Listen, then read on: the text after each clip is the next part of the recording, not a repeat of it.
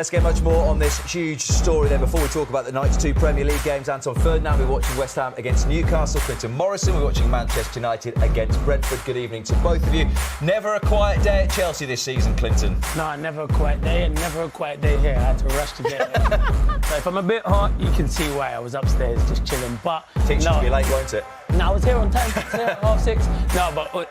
Going back to Frank Lampard, you saw him in the stands watching the game, so you knew something was... You wouldn't just go and watch the game, Frank Lampard, after leaving Chelsea a few years ago. I think, see, for me, you sack Potter. I don't think they really wanted to sack Potter because they've got no identity of where they're going. Frank Lampard, yeah, he knows the club inside out. So for a temporary basis, I can understand why, because Bruno came in with Graham Potter. So I always think it's strange when one of your coaching staff stays on.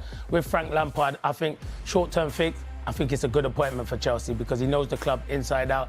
Surprised, like, there's other names out there that they could have had a look at, but I think they're not going to make a big appointment until the summer. So for a short-term fix, I think it's a good appointment to bring Frank Lampard back in.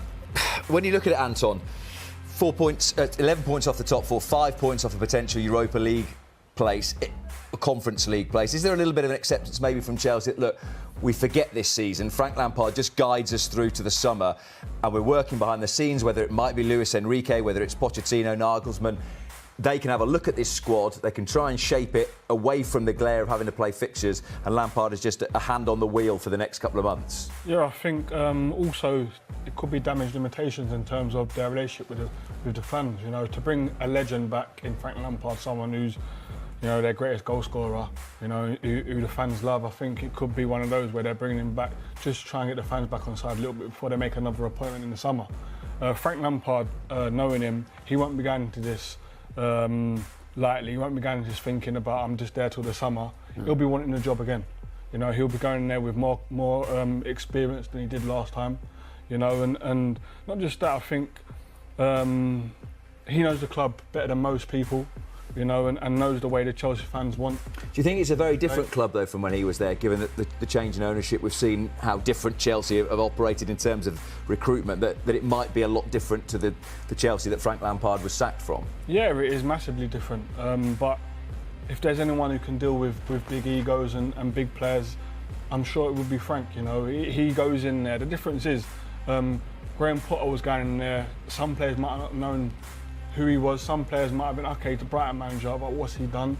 Because some players think like that. Whereas when Frank Lampard walks in the door, immediately there's respect because of what he's done in the game. You know, and I think, no disrespect to Graham Potter or Brighton, because it's Brighton before, but sometimes that carries that little bit more weight when you're somebody who's been there, done it as a player, and your worldwide reputation is there for everyone to see. I mean, if he does come back, I wonder, what do you think success looks like just for that short period of time? Is it a definite yes, firstly? And if he does come back to the end of the season, what does success look like for Lampard? To be fair, Chelsea have struggled. So what he can only go in there, Frank can only improve them. They've been terrible, to be fair. All the signings that they've made at that football club is meant to improve that football club. For me, Chelsea have gone backwards. I've said it all along. I thought they might have stuck with Graham Potter to the summer and then made a decision, because you know what, they've got a big Champions League game against Real Madrid. So, but Frank knows the club, so I think the owner's clever and he gets on with the fans. He's a legend at that football club. So to bring Frank in and work, as Anton said, working with better players, because they have strength in that squad, and the likes of N'Golo Kante back, who was outstanding yesterday. You would have never thought he'd been out for 7 months, because I thought he'd run the show, to be fair. He was unbelievable, to be fair. So, yeah, it's a strange one, but I'm happy for Frank that he's back in football. But that just goes to show me that Chelsea didn't have a plan in mind to sack Graham Potter. I just think it was basically the fans were unhappy. They never wanted Tuchel to go. So I thought that was a strange one when Tuchel went. We all said Graham Potter deserved a chance. He was brilliant at Brighton. I do think he deserved a chance. Maybe the job at Chelsea was just a bit too big for him at the moment. And it's difficult, because you look at it and you say, where's his next job going to be? Graham Potter will get another job. But Frank Lampard, I think, good young manager, deserves his chance again, and hopefully he can grab it with both hands. When you look at his record at Chelsea, Anton, and I mentioned the fact that he took them into the Champions League in that first season, what those numbers don't tell you is that for that first season he was working under a transfer embargo, and he gave the opportunity to the likes of Mason Mount and Tammy Abraham, and that was a big tick in the box of Lampard, even though eventually he ended up losing his job, as everyone does at Chelsea after a while. That tells you he improved players as a coach, you know, and he can coach players. That's what that tells you, because to bring young players into a squad and into a team like Chelsea, and to do as well as he did in that period of being under an embargo, tells you how good of a coach he actually is, you know, and his coaching staff around him. But I think it's a win-win for Frank Lampard. You know, he got sacked by Chelsea. People were saying, where does he go from here?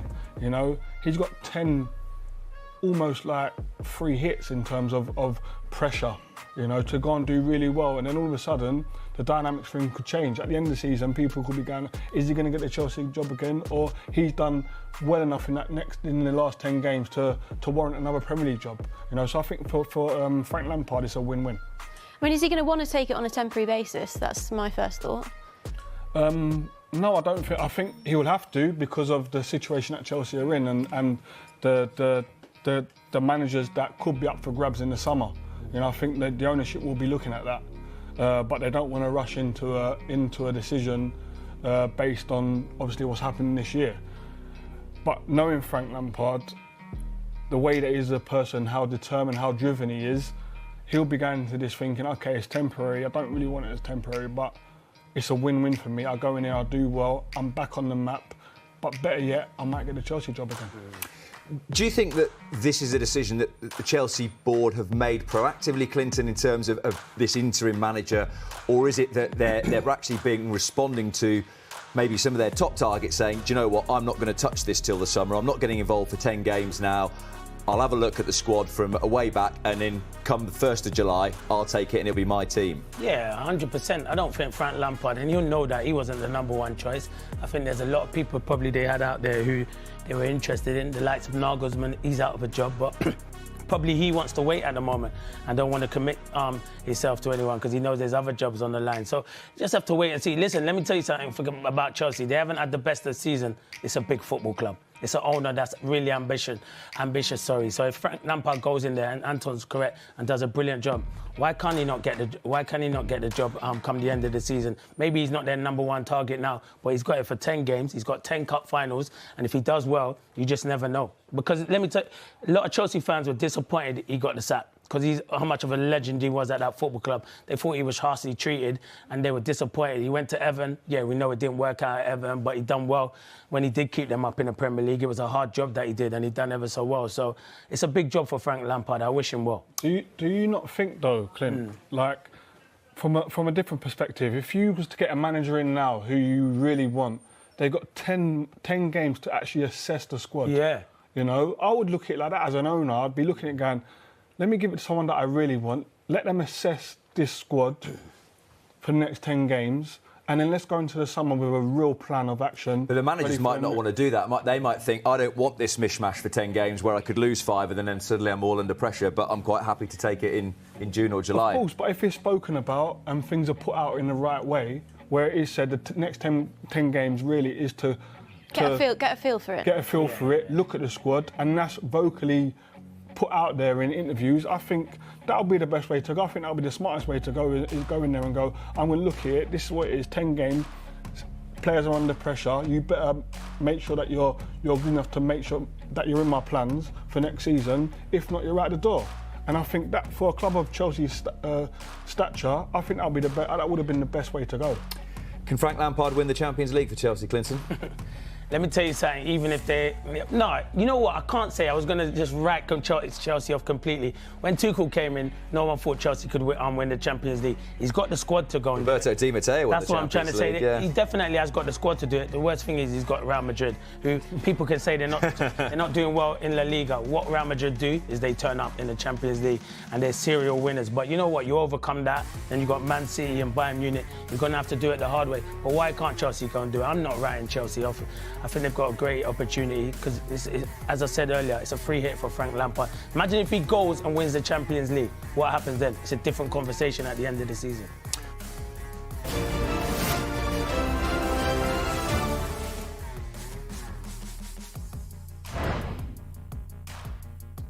And then, let's see what Chelsea will decide to do. But Nagelsmann remains the favourite for the future. Luis Enrique is there, and from what I understand, Luis Enrique is 100% sure that he wants the job. Hey guys, welcome back on the channel. Fabrizio Romano here as always to keep you posted on the transfer market. And today guys, breaking news. Chelsea job Frank Lampard, Nagelsmann, Luis Enrique. What's going on? Let's jump into it together.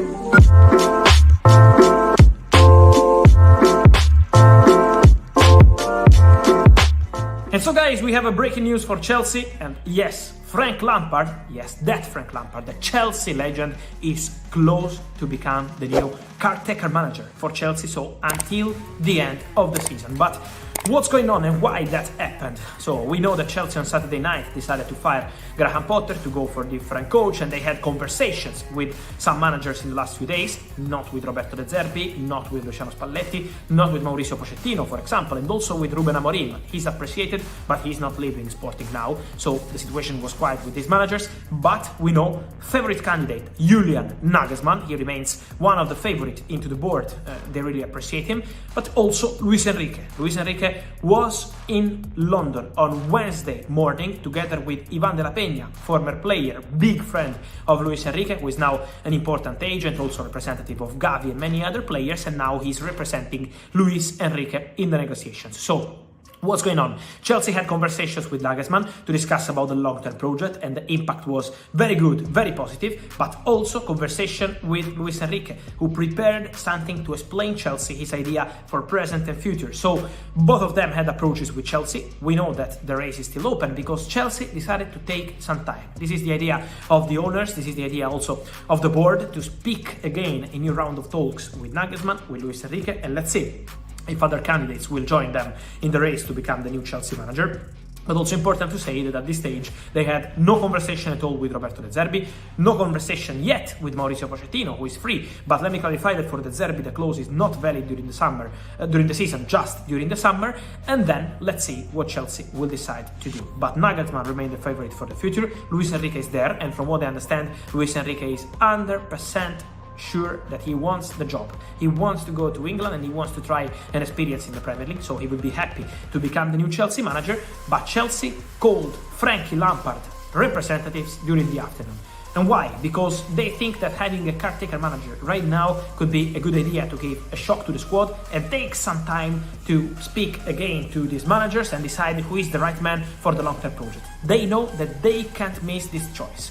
They wanted Graham Potter in September. They fired Thomas Tuchel in a very surprising situation. They invested big money on Potter. He wants the man for the long-term project, and then this project collapsed with Potter because this was not working at all. So for Chelsea it was a big disappointment to let Graham Potter go, also on human side, because he's been always excellent professional, but also they spent big money on him and that was not working on both sides. So now they can't miss, and this is why they're taking some time, and this is why they are now speaking to Frank Lampard over short-term contract. So the contract will be valid until the end of the season. From what I understand, Lampard is keen on the job. Lampard would be happy to have this opportunity to return to Chelsea. He's been a legendary player, but also Chelsea manager in the recent past. And so Frank Lampard is keen. Chelsea are speaking to him, waiting on the final green light on the board, coming from the board and the owners in this case. So they're just waiting for the final steps, but there are conversations ongoing between Lampard representatives and Chelsea. So it could happen very soon. Also why Bruno Saltor, the interim manager till a few days ago and also in the Liverpool game, he was not 100% keen on this job. He was there because Chelsea decided to do that after the Graham Potter surprising timing and situation, but he's really close to Graham Potter, and so the feeling at Chelsea is that they needed something different until the end of the season, and then they will keep going in conversations with Nagelsmann, with Luis Enrique, and let's see if other candidates will join. But for sure the conversations are ongoing with Luis Enrique and with Nagelsmann, and this. Not many saw this twist coming, I don't think, because suggestions are that he will be appointed as the interim manager to Chelsea, returning to the side, of course, where he coached over 80 games. Luis Garcia is still with us from the Maldives. Also, certainly not from the Maldives, is Don Hutchinson, who joins us. Don, your BFF back. Hey! Yes, the band is getting back together, Dan. Oh no! What band? What role do you have in the band? I didn't see this one coming. It's a roadie. It's a tricky one, this, because on the face of it, it looks ludicrous. It looks really weird. And Todd Bowley's come in and said, "Listen, we're not going to change any managers. We're going to have a long-term plan." Well, he's looking for his third manager in one season. The only thing is, while there's managers out there, that might be, thought of like Antonio Conte, but that's a difficult one because of the package and the severance and the garden leave, etc. All the papers are suggesting that it's Luis Enrique next season with Frank Lampard taking over. In the short term, it doesn't seem as mad as it sounds. He might be able to do a job from now to the end of the season. I know it's Chelsea. I know it sounds bonkers, and it is bonkers. And I'm going to use the phrase that I hate, Dan, and I'm going to use this as a free hit for him. They're sitting in 11th, they're on 39 points. They're not going to go any lower. So if we try and simplify the whole thing and you say, right, what's the best for Chelsea at the moment? Is maybe Frank Lampard working with some young players, giving them a little bit of confidence. It gives his stock a chance of suggesting to other Premier League teams that he's still willing to take a big job and then could maybe go to a lower league Premier League job. But it is a little bit bonkers on the surface, but it might just work. Will it work? Is it a good idea? What hold on. What do we accept as work? Well, scoring a goal would be a start. Hey! Here we go. Yes. Yeah. Because they ain't going to win anything. Frank Lampard, when that phone rang, must have thought it was one of those prank UK TV shows. Yep. He must have done. There were prank calls in the US as well. Yeah, but he's in the UK. Right. Tom Bowley's American. I mean, this. Hey there, Frank. This sums up Chelsea in a nutshell. I mean, they are supposed to have a strategy, a long-term strategy, we were told. I've called it a circus this week, and that won't change. The signing strategy, recruitment strategy has been a circus. This adds to the circus. Frank Lampard has been Chelsea manager. He was sacked. Yes. He's recently been Everton manager. He was sacked. Come on. Is this the view? Is this the mindset and the So what's the other option that they should have gone for? How should they have approached this if not appointing Frank Lampard? Well, they need to appoint a full-time manager. But they can't get one at the moment. They want to do due diligence. They want a long-term project. They want to interview every manager, have a good proper chat, see what's happening. They want to do due diligence. Exactly. They want to do it properly this time. No, that's not. So they don't want to rush into it. They don't want to hire someone today and then regret it by the end of the season. Well, we were told they had done a very deep dive on Graham Potter. Right. Well, Todd Bowley. Because at the time, Todd Bowley, when if they both walked in and sat at a table for a pizza together last summer, Todd Bowley would not have known who Graham Potter was. Why are they having a pizza? Right. Well, they sacked Tuchel and then they hired Potter the next day, didn't they? So right, no, but you got no. Listen. Yes, that's the case. But you got to have felt they'd already made a decision and they'd done their homework. So maybe now they're trying to learn from their mistakes and not rush into things. Good luck to Frank Lampard. I mean, this is like winning the lottery for him short term. It's the best he was going to get, along with Steven Gerrard. He's talking about similar eras. Was the Championship. Right. So it's a joke. Right. The whole thing, the whole club, the whole ownership, the whole way they're going about it, the fact that they've got almost double the amount of professional players, first-team players, that most other clubs have, and managers are going to have to manage that dressing room. It's just bonkers. But you haven't offered me a solution yet. Well, then the solution was to... We thought they were going to go and hire a Nagelsmann or somebody like that. And what are they going to do? Just wait till the summer? When the manager that they might want might go somewhere else. Right.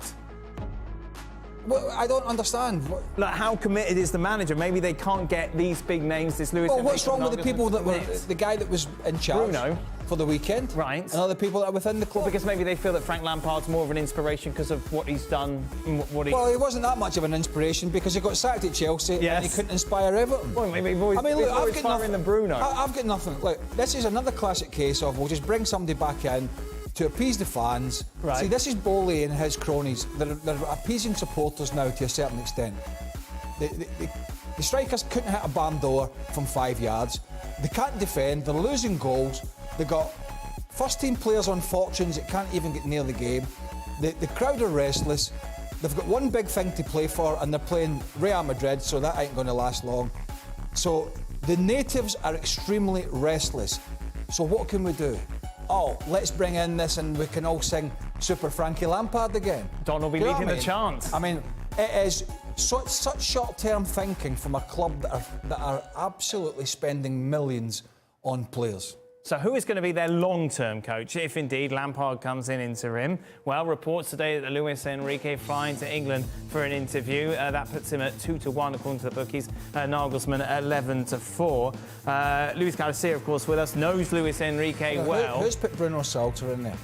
I don't know. Because I tell you what, The bookies, Craig. he's not even 8 million. Poor Luis, he just wants to answer this question and go to bed. No, he's gone scuba diving. Late night scuba diving. That's what he wants to do. Luis, if Luis called you up and said, should I go to Chelsea, what would you say? Yeah, go ahead. But I will say as well, do our due diligence like Ray is mentioning. Let me say something about what is all this about Chelsea thing that you are guiding, how to fix it. I'm going to give it my view from outside. I'm a different view because I'm not a big fan of Chelsea, but I think that I'm not gonna get into big trouble saying that the first thing that you have to do as a big club, massive club with such a big budget is to try to sign a good sporting director. Start from somewhere that can build up for the future. Start from somewhere. It's very easy to spend money on players. This is now 170 here, under here, 50 here. But after, if you don't put everything together, we've seen so many examples of big teams or massive teams spending so much money and at the end of the field not feeling that. Right now it's Bruno Saltor.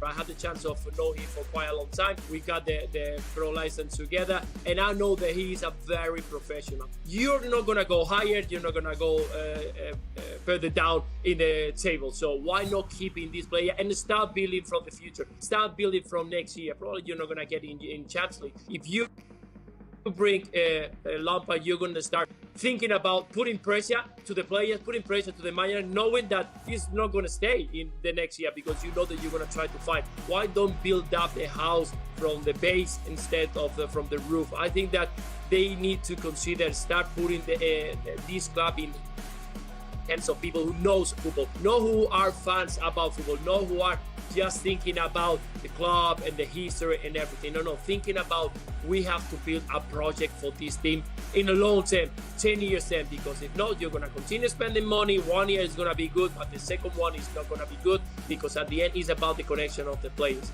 For me, Luis Enrique would be a fantastic signing. Fantastic signing because... To that point, Luis, obviously, you know, he's heralded as one of the best managers in the world. To use Craig's word, does he really want to walk into this circus?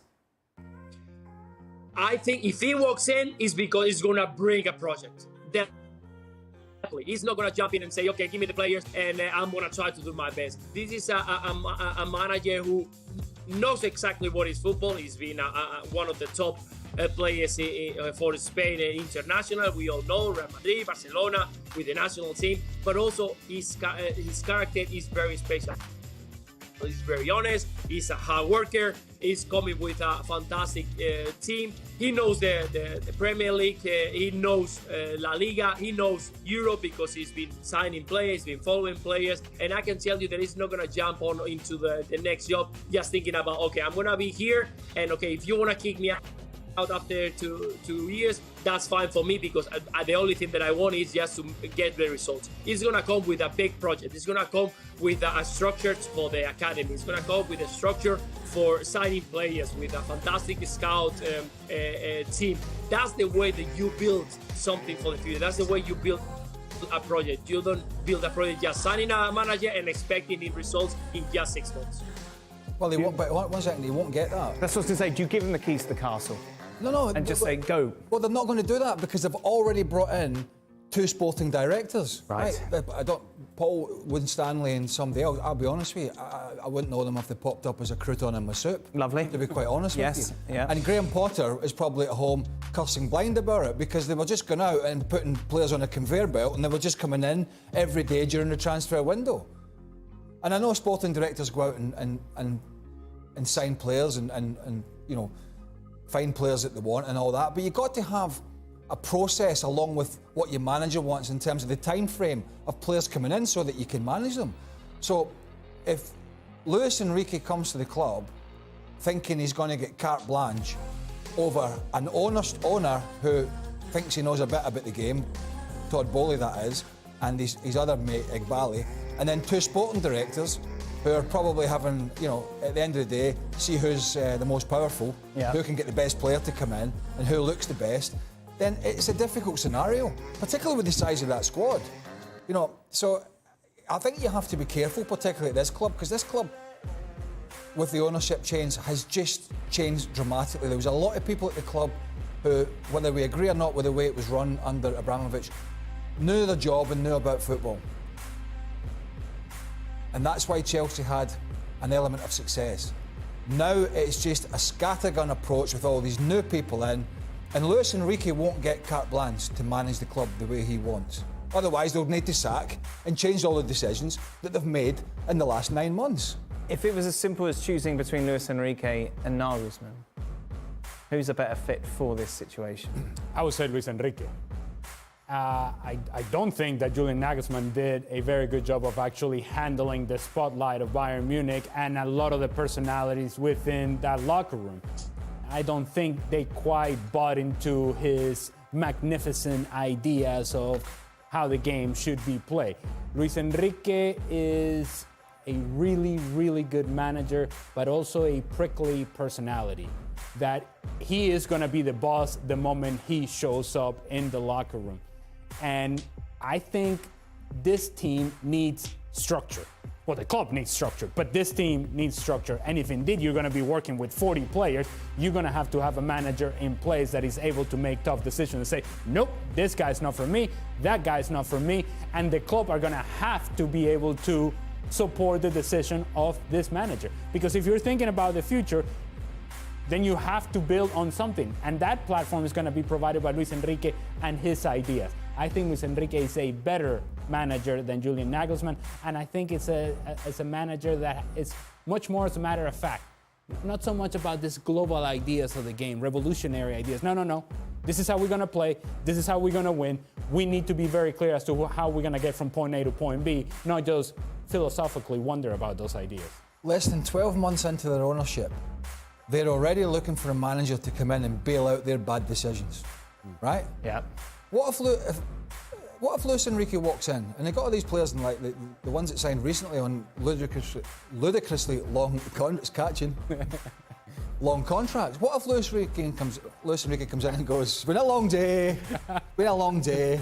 No, you got it. You're in it. You got it. I'll try again. What if he comes in and says, "Don't like Modric, don't like Havertz, not a fan of Badiashile." Picks out 7 or 8 players. Where does that leave them? They're on 7 to 8 year deals. They're on huge money, long-term deals, and by the way, as Ali mentioned, there's a lot of them. Yeah. There's a lot of them. So it's not a simple situation. This club at the moment has such an imbalanced, huge squad of players that they are going to have to get rid of a lot of them. But until they appoint a new manager, they can't all be on the same page in terms of what ones actually need to go. And also, there can be an assumption. I'm laughing because Luis just wants to go to bed. Sorry, but just one last point, Luis. There cannot be an assumption from Chelsea's perspective that managers around the world are lining up to be part of this mess. Yeah, that's the thing. Right? Yeah. And so, while I understand that you're taking your time and you want to be thorough in the process, if you let this get to the summer, there may be other opportunities that open up for these managers that you consider to be your candidates in better situations. And if that's the case, you end up picking at the back of the line. Don't think that you're at the front of the line just because you're Chelsea. I don't think we should be letting Luis go. I'm being serious, and I'll tell you why. Because anybody that makes a schoolboy error of making themselves available at 3 a.m. in the Maldives deserve to see this show out to the end. That's it. Don, anything you'd like to add? Yeah. 4 a.m. Oh my God. Go to bed, Luis. Go to bed. There it is. Hey! Thank you very much. Team player. Luis. Well, thank you very much for watching ESPN on YouTube.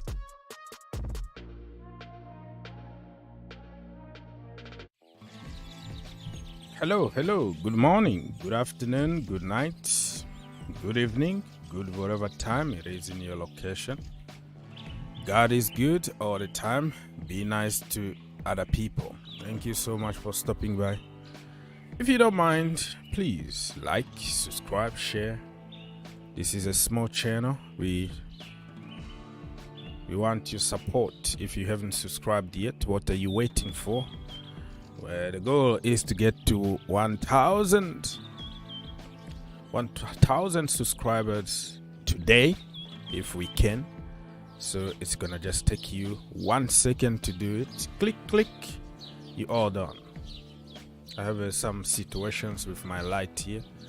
I hope that you can understand.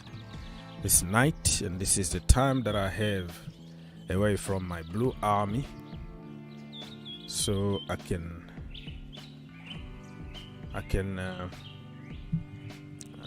be with my people. You know what I mean? All right, so good morning everybody one more time. How everybody is doing today? Say hi to us, tell us where you are watching from so we can give you a shout and all the good stuff. As we are waiting for Frank Lampard to be presented today. Apparently there's gonna be a press conference already today at Cobham Training Center. Today is gonna be his first training session with the group. Everything is agreed, just waiting for the club statement, and I don't know, even now probably it's already there, so we're gonna discover together. And yeah, that's the way it is. So let me kind of settle a little bit. And also you can call us, because I am here really for the people most of the time.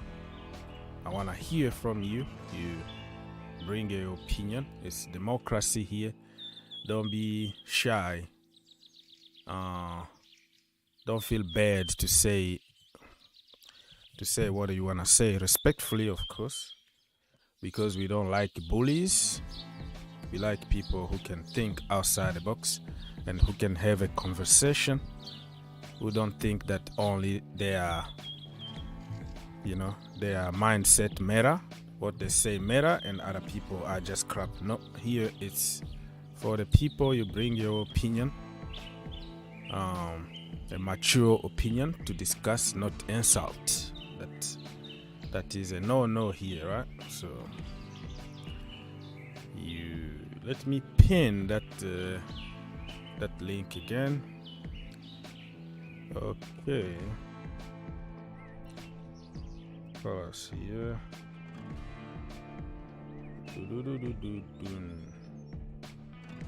So this is the link. Let me just pin it somewhere. It's on top of the chat.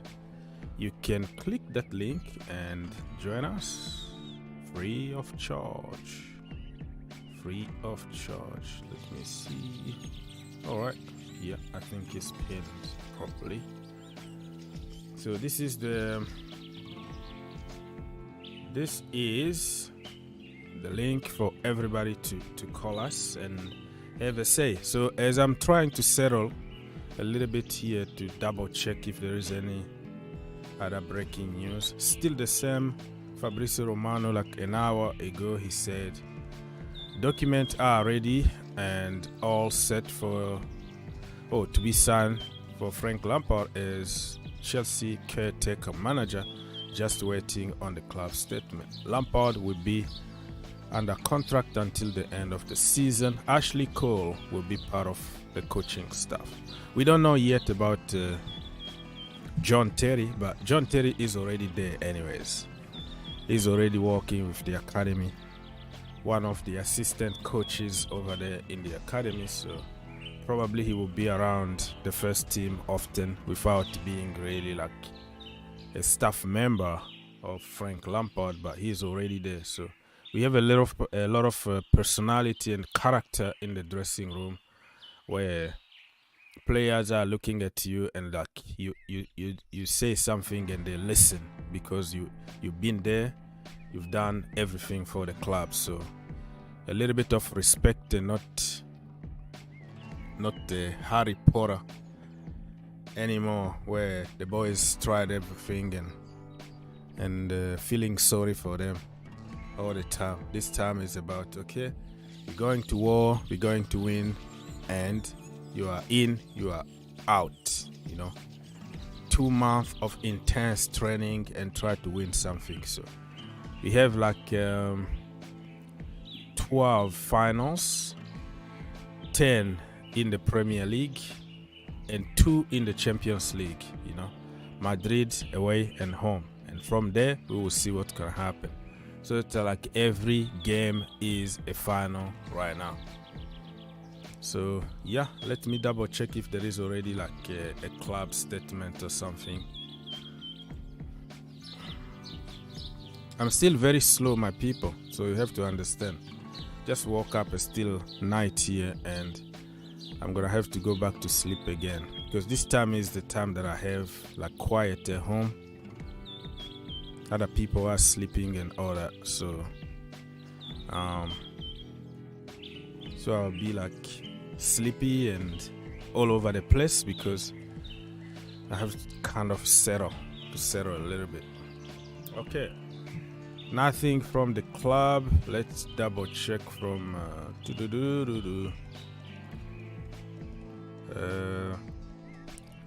when David Moyes is gonna get sacked. I don't know, because he's still David Moyes, yesterday they lost 5. They are in the relegation zone. Can you believe it? So we're still waiting for this club statement. Frank Lampard returns to Chelsea. This is the kind of statement that we'll be reading very soon. Nothing really. I'm just checking if we have any breaking news so we don't miss out on anything. Let's check on David Austin. Austin is the guy who broke it yesterday.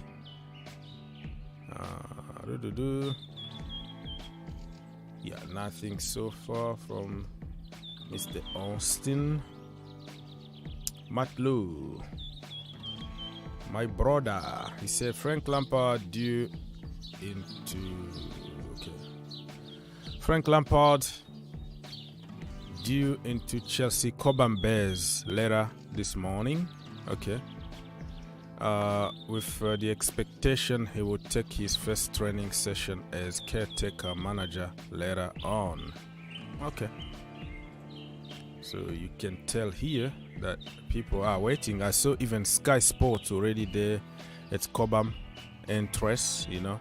They put cameras over there to check on cars so they can show the first image of Frank Lampard driving to Cobham and all that. So it's happening, people. Gianluca Di Marzio also confirmed here that Frank Lampard has signed for Chelsea as interim manager. The presentation press conference will be this afternoon. There we go, Super Frankie. You have your chance now to clean your image and to prove haters wrong. You know, prove online God wrong, that you can do it. All right, so yeah, we're gonna read other stuff later on as we go. So this is my page on social media. Twitter, I'm very active there. If you can follow me, let's follow each other. Twitter, Green Turf. This is, if you are here for the first time, we have some other channels. This is the main one, Green Turf.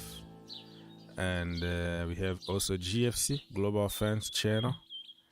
So yeah, I'm on Twitter, Instagram, YouTube, of course, TikTok, stuff like that. If you have a chance to follow me over there, let's follow each other. Yeah, energy, energy, heart, determination is gonna be there no matter what the narrative is, but it's gonna be different. The atmosphere around the club is gonna be different. A lot of energy, a lot of passion, regardless, so we can finish the season on high. You know, we finish the season positively at least. Let's wait and see what's gonna happen. And just like Mr. Canoville here said, Mr. Paul, the first African American. No, yeah, in Europe they say black, but here if you say black, kind of doesn't sound good. So we say African American if you are black. But Paul Carnival is the first Chelsea player, the first black guy to play for Chelsea. He put here on his page, Super Frank, kind of singing, and he was like, yeah, you gotta have someone if you wanna have someone as a caretaker, take someone who cares. It's called caretaker. So somebody who cares, not somebody who is coming only for money because it's Chelsea. So this is super cool for him to say this. All right, let me go. The link been provided for everybody to call here, right? So if I don't read your comment now, I'm trying to settle. I'm trying to wake up, to keep myself up in the middle of the night. So I will read your comment, but if you don't want to wait for a long time, this is the link that you can come and directly you say whatever you want, so I don't have to read your comment. All right, let me go back a little bit. A lot of comments been there. Sock, please bring Terry as part of the coaching staff. He can bring some energy in the dressing room. Yeah, I've already said about it. Lampard being there already, I think John Terry is gonna be around all the time anyways. They walk almost together, like there is many parts at Cobham, right? It's just one building in the middle between the academy and the first team. So Lampard is gonna be just crossing the road and then come talk to the boys. So he doesn't have to be in. But also Frank Lampard wanna prove people that he's responsible instead of other people around. I don't know what it is, but so far it been like what? I don't know. All right, Don Porter said that what sacked Porter for Lampard is a joke. What Porter has done for Chelsea Football Club to keep him, and what Lampard did to Chelsea Football Club to take him back. So maybe you're kidding yourself here by thinking that you are just a troll account, or a sarcastic account of saying certain things without meaning them. You're waiting for people to think outside the box, because I don't think anybody in his right mind is gonna miss Porter and gonna say Porter is better than Frank Lampard. So I don't want to say much because you might be just a troll account.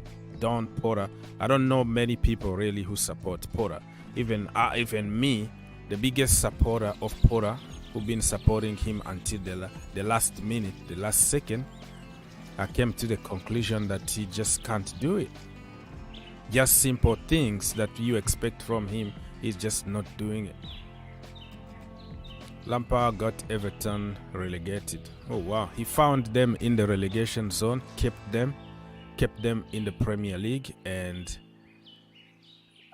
a team that it was destroyed by Benitez and all the years of mismanagement. So, well, I'm not gonna read. If you're gonna continue this troll here, and then I'm not gonna read this, all right? Because now I need some positivity to continue. There is nothing you can do about it. You can insult the way people do on social media to get attention, but there is nothing you can change. Okay, Mr. Goodwin John said hi, all the way from Nigeria. Thank you so much, my brother. Yeah, I'm not gonna read insult here, right? I'm here to be positive, and and keep that vibe. I don't want any kind of evil here and agendas. So I'm sorry, but I'm not gonna read your comment anymore if you're gonna continue. I don't know if you are trolling. I don't know if you're being really serious, or I don't know. You Mr. Perfect there online who think that everything need to be 100% and walk today and win everything today without any kind of effort and work. Good luck to you. We move. We are Chelsea. We are here for the club, in bed and good time.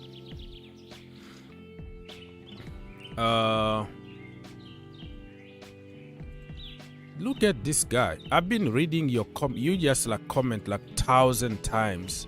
You and you and you. I give you my platform all the time, every day. You say all kind of stuff I have to tolerate, but I have to be honest and tell you that you have to stop it. If you're gonna come here and troll people and start insulting people, calling people names, this is not in my platform. So you do what you want. Oh, I'm not gonna. You know what I mean? It's night here, okay? I'm struggling even to wake up. Just leave me alone, okay? All right.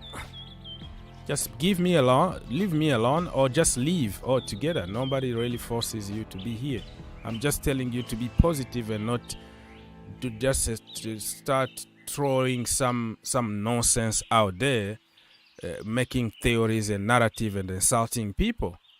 We respected the freaking Porter for month and month, and I don't know who you are. I'm just wasting my time here. I give you all the time, like you comment more than anybody else, that there is no even way to read another comment because you comment after every freaking 1 second. You know, just be nice. That's why I always start my show by saying God love you and just be nice to each other. But some people are just impossible to deal with. You know, nobody forces anybody to be here. You don't want to be here, just block me or something. That's it. Simple.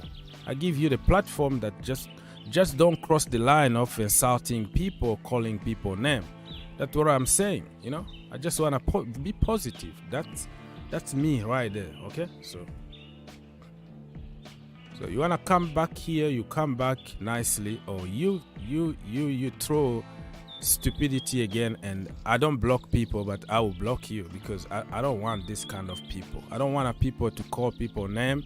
I don't want people to discriminate people because of their races, because of their countries or their religions or their agenda or their agendas and all. I don't like that in my platform. All right. So, all right. Let me just drink some water and just calm myself, because some people you can't even understand that somebody woke up in 3 o'clock in the morning. He's not in a good mood yet. You need to settle, and you're just bombarding people with stupidity. Oh no. You need to drink some water, please. And on top of that, he's calling it opinion. You don't respect other people's opinion. I don't see how you insult people and calling people name is opinion. Right? That is not an opinion anymore. We can't respect evil. That is the problem. Stupidity and evil it's not a virtue, you know. All right.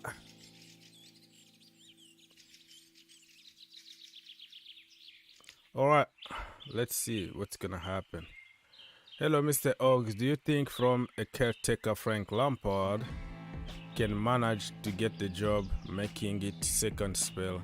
No, I don't want Frank Lampard to stay forever here.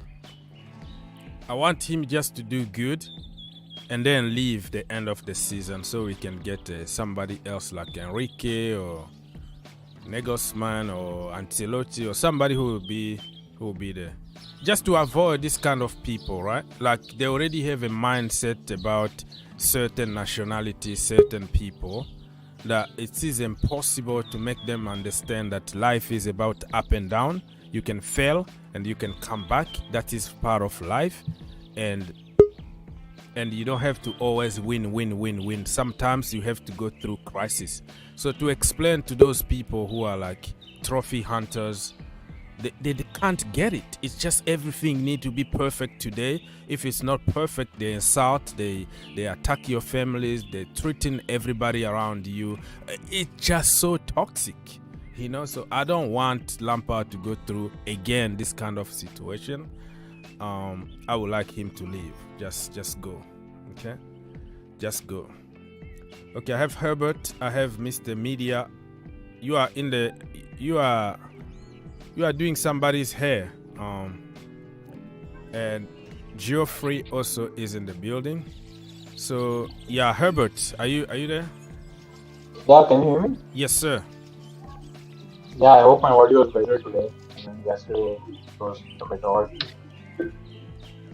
Yeah, I mean, look, this whole Lampard thing, you know, I was on Future Assistant yesterday, and oh my god, I mean, the toxicity around your fan base at the moment, you know, I mean, I'm not even a Chelsea fan, and I was getting it from you guys, you know, I mean, not you, but, you know, from Chelsea fans, you know, I basically said that, look, I don't mind Lampard being in there, it's not, you know, it's not my club, so it doesn't concern me, but I just feel like, I don't think Lampard should be getting the job. That's my thing. He might be the person for the moment, but I don't think he should be getting the job because he got sacked by Chelsea, he got sacked by Everton, and he was watching a game at the bridge, and all of a sudden 2 days later he's the interim manager. So I don't understand that. Like, how can you? Like, what is his qualification basically? Like, you know, apart from being a Chelsea legend, we did the same thing with Oli, and you know what? You see what happened at that moment. So. Look, I mean, I get why he's put in there. I think that is just boldly admitting that, you know, he failed by a point in quarter and he just wants, you know, someone yeah, to... still, Herbert, still have a little bit hard time to hear what you're saying because of the static noise around you. I don't know if you're... Is it better now? Yeah, it's better right now. So we're going to come back to you. Let's just say hi to other people like Mr. Media. What's going on, sir? Mr. Urembo Media. Yes. Are you there? Yeah, I hear you. Yes, what you have to say? Well, for now, no comment. I'm still waiting. Okay. For Lampard. Yeah. Are you happy about the decision to bring Lampard back?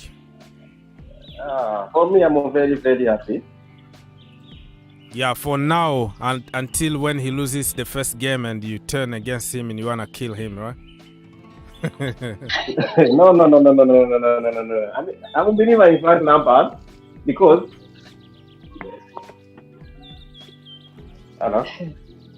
Yeah, you are breaking a little bit. I think you're making some money and doing some hair there. Yeah. In your job. Is that your wife or something or your girlfriend? I'm not there. Okay. All right, we're going to come back to you. Let me say hi to Mr. Geoffrey. Hello. Hello. Yes, sir. How are you doing, boss? I'm here waiting for you to come and discriminate people here and say, oh, that English manager, he's going to bring 7 English players. What's wrong with that? Like, I don't understand. What's wrong by putting 7... What people from Uganda are called? Ugandan? Again, you're bringing that on now. Yeah, because yesterday you were attacking me that, oh, he's coming back, he's gonna play a lot of English play. What's wrong? If I have to put 7 players from Nigeria, there's nothing wrong. That is discrimination. If Nigerians are ballers and they wanna ball and they are good player, play them. Has nothing to do with your passport. Yesterday you were giving me hard time because Lampard is coming to play English players. What's wrong with you? What's wrong with you? Like 100%. I'm very happy because that is my dream manager. I'm always happy when he's at the pitch. So I'm not complaining about Frank. He's good answering my prayer. I love to watch him because he has been there for us all along. So I just wish him the very best. He may go ahead and win the Champions League so that we may retain him there for life. Okay, we're gonna come back to you, Mr. People's Republic. Say hi to people and your introduction and all that, and we're gonna go to Andrew and we're gonna go around and around and around. Yes. Yes, I'd like to say hello to Kampala. Yeah. Hello to the gentleman doing the hairdressing there. It looks very nice. Mm-hmm. I don't know. And the lion, there's a lion. I don't know who the lion is. There's a picture of a lion. That is me. That's you? Yeah. You need to tap me before the lion is me, because what I'm doing is I'm taking just your voice and image from StreamYard to put in another program. So you can't really see everything unless if you have another window on YouTube. So it's like completely different programs that I'm running here. So I have to be also part of the StreamYard. You see that lion here is called Super Frankie's cousin. I'm Lampard's cousin. So anybody that will say something about my cousin is gonna get shoot. I'm gonna shoot you in the. I understand your love for him. Yeah. So this is. So in other words, you know that expression, "My brother from another mother." Yeah. I'm Lampard's cousin here. Yeah. Go ahead, bro. Go ahead. So, but I've been sleeping on this and thinking, you know, there's a so-called approach. Yeah, I think Mr. Media is playing some music, so I have to take him off. Come back when the music is gone. All right, let's go. So I was just thinking, this is a point by Lampard. It's basically a smokescreen, cheap tricks from the owners. Now, basically, the owners have messed up, and they're trying to cover their own tracks. So what better way to do it? Appoint a beloved club legend, which everybody loves, and let him be the fall guy. Let him take the blame while they cover up their mess. You know, the messes of appointing the wrong manager in Potter, the buying wrong players, whatever. So basically, they are deflecting attention away from themselves by appointing your cousin there as the manager, and let him get all the blame. This is what they're doing. Okay, yeah, we're gonna come back to you to develop that. Sorry, Mr. I can't read your name. Badmos? Yeah, Badmos. Good morning. Yes, sir. Good morning. Yeah, I just want to contribute to what people have been saying. I think right now Lampard is the best person to take it. It's just interim. It's not full time. Yeah. How many games left? Why people are crying? He just interim coach. Mm-hmm. Yeah, they can go and hire a big coach this time. Let's see what Lampard can do. He's not taking the job. He's just an interim coach. Maybe it's either good or bad. That's part of life. Yeah. People should calm down. Yeah, people should calm down and let him take his chance. If you play any player, he play this, let him take his chance and see what's going to happen. Yeah. Are we going to come back to you, Mr. Badmus? And let me say hi. Andrew, are you still there? Good morning to the distinguished gentlemen. Yes, sir. How you all doing? Okay. Yeah, we are divided here. We start punching each other. Frank out already. You know, he need to go. English players, English manager. It's all over the place here. What do you have to say? What is your position on this one? I believe that probably what he says to me, because I did hear something apparently that this Bruno, he doesn't want this job. Yeah, he doesn't want there. He doesn't want to be there. Yeah. Position. So I think what it is suggesting to me that the board are taking time in their selection for the new manager, and they're just getting in Frank Lampard just to take over until the end of the season, which is just 10 games. You know, it will bring a little bit of nostalgia. It will get the fans on side because they know he's a club legend, and if he is going to bring Ashley Cole as well as John Terry back, that's only going to improve or increase the support from the fan base. You know what I mean? And maybe if we realise that some of those guys who were there, a lot of those guys who were there, such as Hakim Ziyech, Kai Havertz, Thiago Silva. These were his purchases. Yeah. So maybe he will be able to get something out of them, right? Get something out of them. You know? That's how I see it, really. So. All right. So we're gonna come back to you, Mr. Collins. Are you there? Yeah, I'm here. Good morning. Good morning. Your first impression quickly, and we're gonna go I think I don't agree with what people are saying. I think it's a wrong appointment. It's a very big wrong appointment. Bringing Lampard back is a very big mistake for my own liking, because we are talking about if you want to get Chelsea to the standard you want Chelsea to move. I think the best option for you to do, get the new coach in, so that the new coach will use these 10 matches just to experience the kind of sport you want to use in next season. If this player is not good these 10 matches, then moving to next season, you can say, okay, I don't want this player because I have seen him for like more than 10 matches. So move him on. So that is the best thing to do. But now, bringing somebody another next season, we are going to start doing another experiment, because next season you have to bring all the whole 30-something player to pre-season, now start making choice. But I think this is the best opportunity for you to get the new coach in, so the new coach can take time to embed in his idea. Then going next season, now we are going in a fresh new people. You not choose your spot 25. We will move with that 25. But bringing Lampard, I don't see any reason bringing that. Even I prefer if nobody should coach. Thiago Silva should be the coach. That if you are not bringing new coaching, bringing Lampard, I don't see anything good about it. Then just trying to maybe it's not a good thing. Yeah, we got your point. We're gonna come back to you, Mr. Bright. Do you think Frank Lampard was a huge mistake? Good morning, everybody.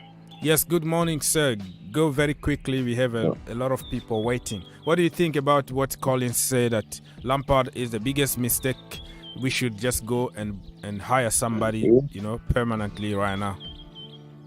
No, actually, what I was saying, my own opinion is bringing Lampard is a good idea, because looking at it, before Lampard left Chelsea, if you check it, the Champions League, before Tuchel come, Lampard didn't lose any Champions League, if you can remember. Yeah. So you think it's a good appointment for a short term, right? Yeah, because I trust Lampard in Champions League. He can do something because he already has experience over there, and now some of the players are coming over now just to support. I think we can get we by next season we can still be in Champions League next season with Lampard. With that, I think it's gonna be almost impossible to get to the Champions League without winning the Champions League. But I got your point. When he left us, he didn't lose in the Champions League. We were destroying, Yeah, we were destroying people, but in league we were losing. But in Premier, in Champions League, we were beating people for funds. Yeah. If you can remember. Yes, sir. We're gonna come back to you. We have to go around. Yeah. Say it. Finish your sentence, please. So I think him. Sorry about that. Yeah. So I think he coming to Chelsea. What I also want to support, what I want to ask is, do you think maybe DJ Drogba will also not be important, maybe in terms of striking issue, because we are not good in striking. Yeah, that is a very good DJ point. Drogba coming, I think that will also help. Yeah, let's go, Mr. People's Republic. Do you think that DJ Drogba should come to Chelsea, help Frank Lampard with the strikers?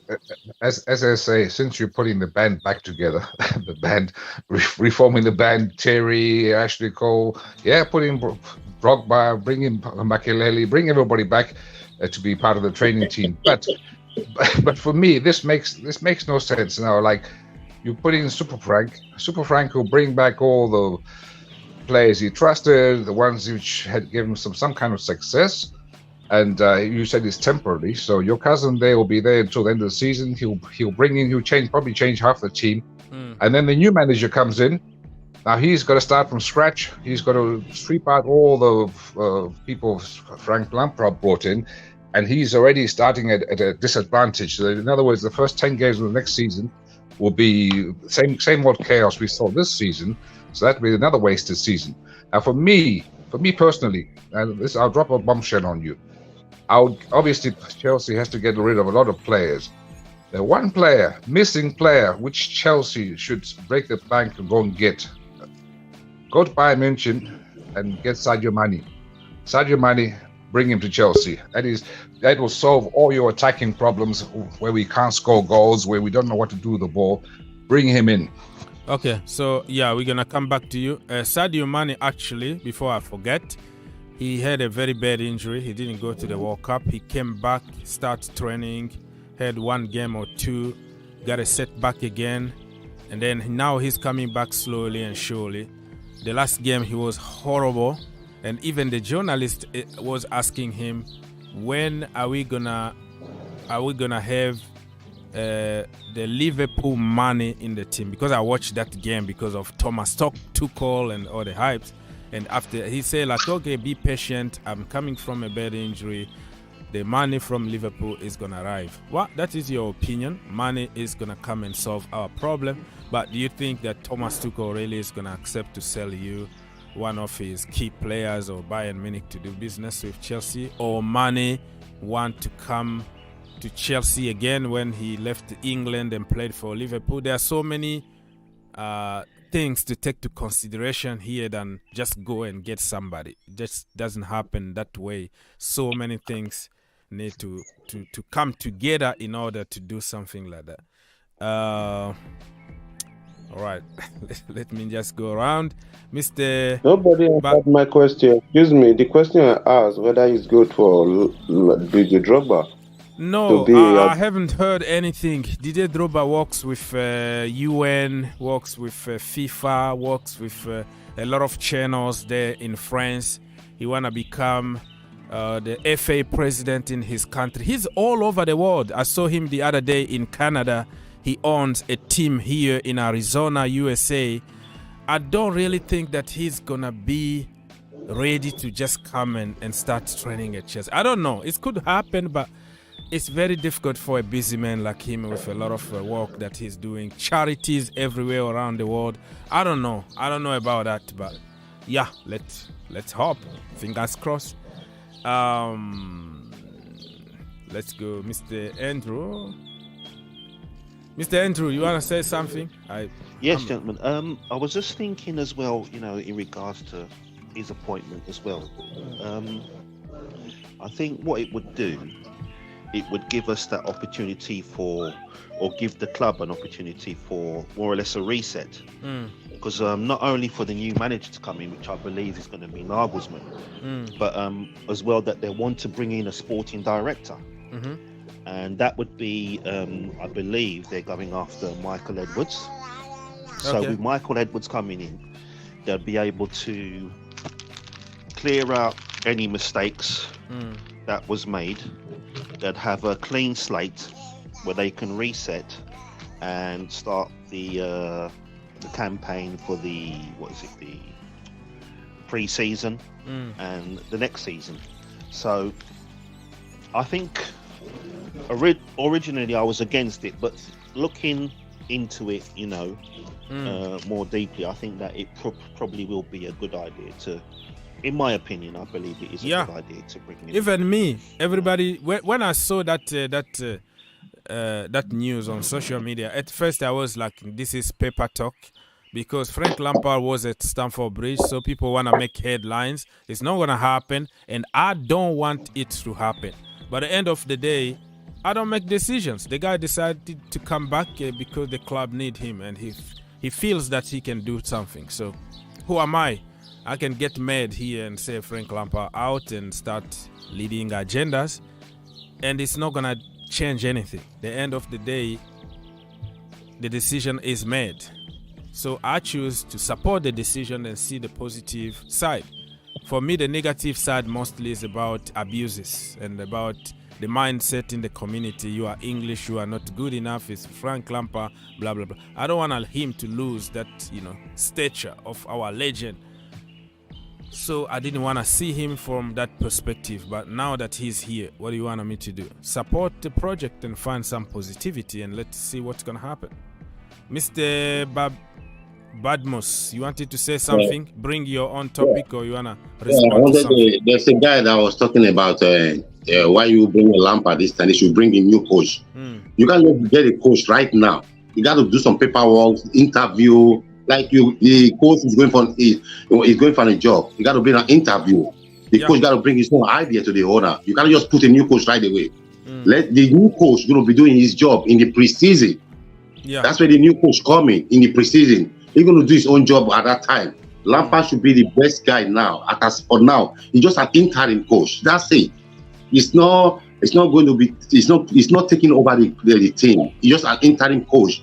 We all should calm down and let him do his job. Instead that it's advantage or disadvantage. That's part of the life. Mm-hmm. And to complete to that, I heard that those managers like Nagelsmann would like to start, just like his own thing, his own season. Nagelsmann don't want a job right now. He don't want to take any job right now. Stay there. And you don't want to just rush. The owners just made a rash decision. Yeah. They sacked Thomas Tuchel. 1 hour later, Graham Potter was driving already to Cobham Training Center. So they already heard him very quickly. They didn't take time. They didn't consider the stature of Chelsea Football Club. The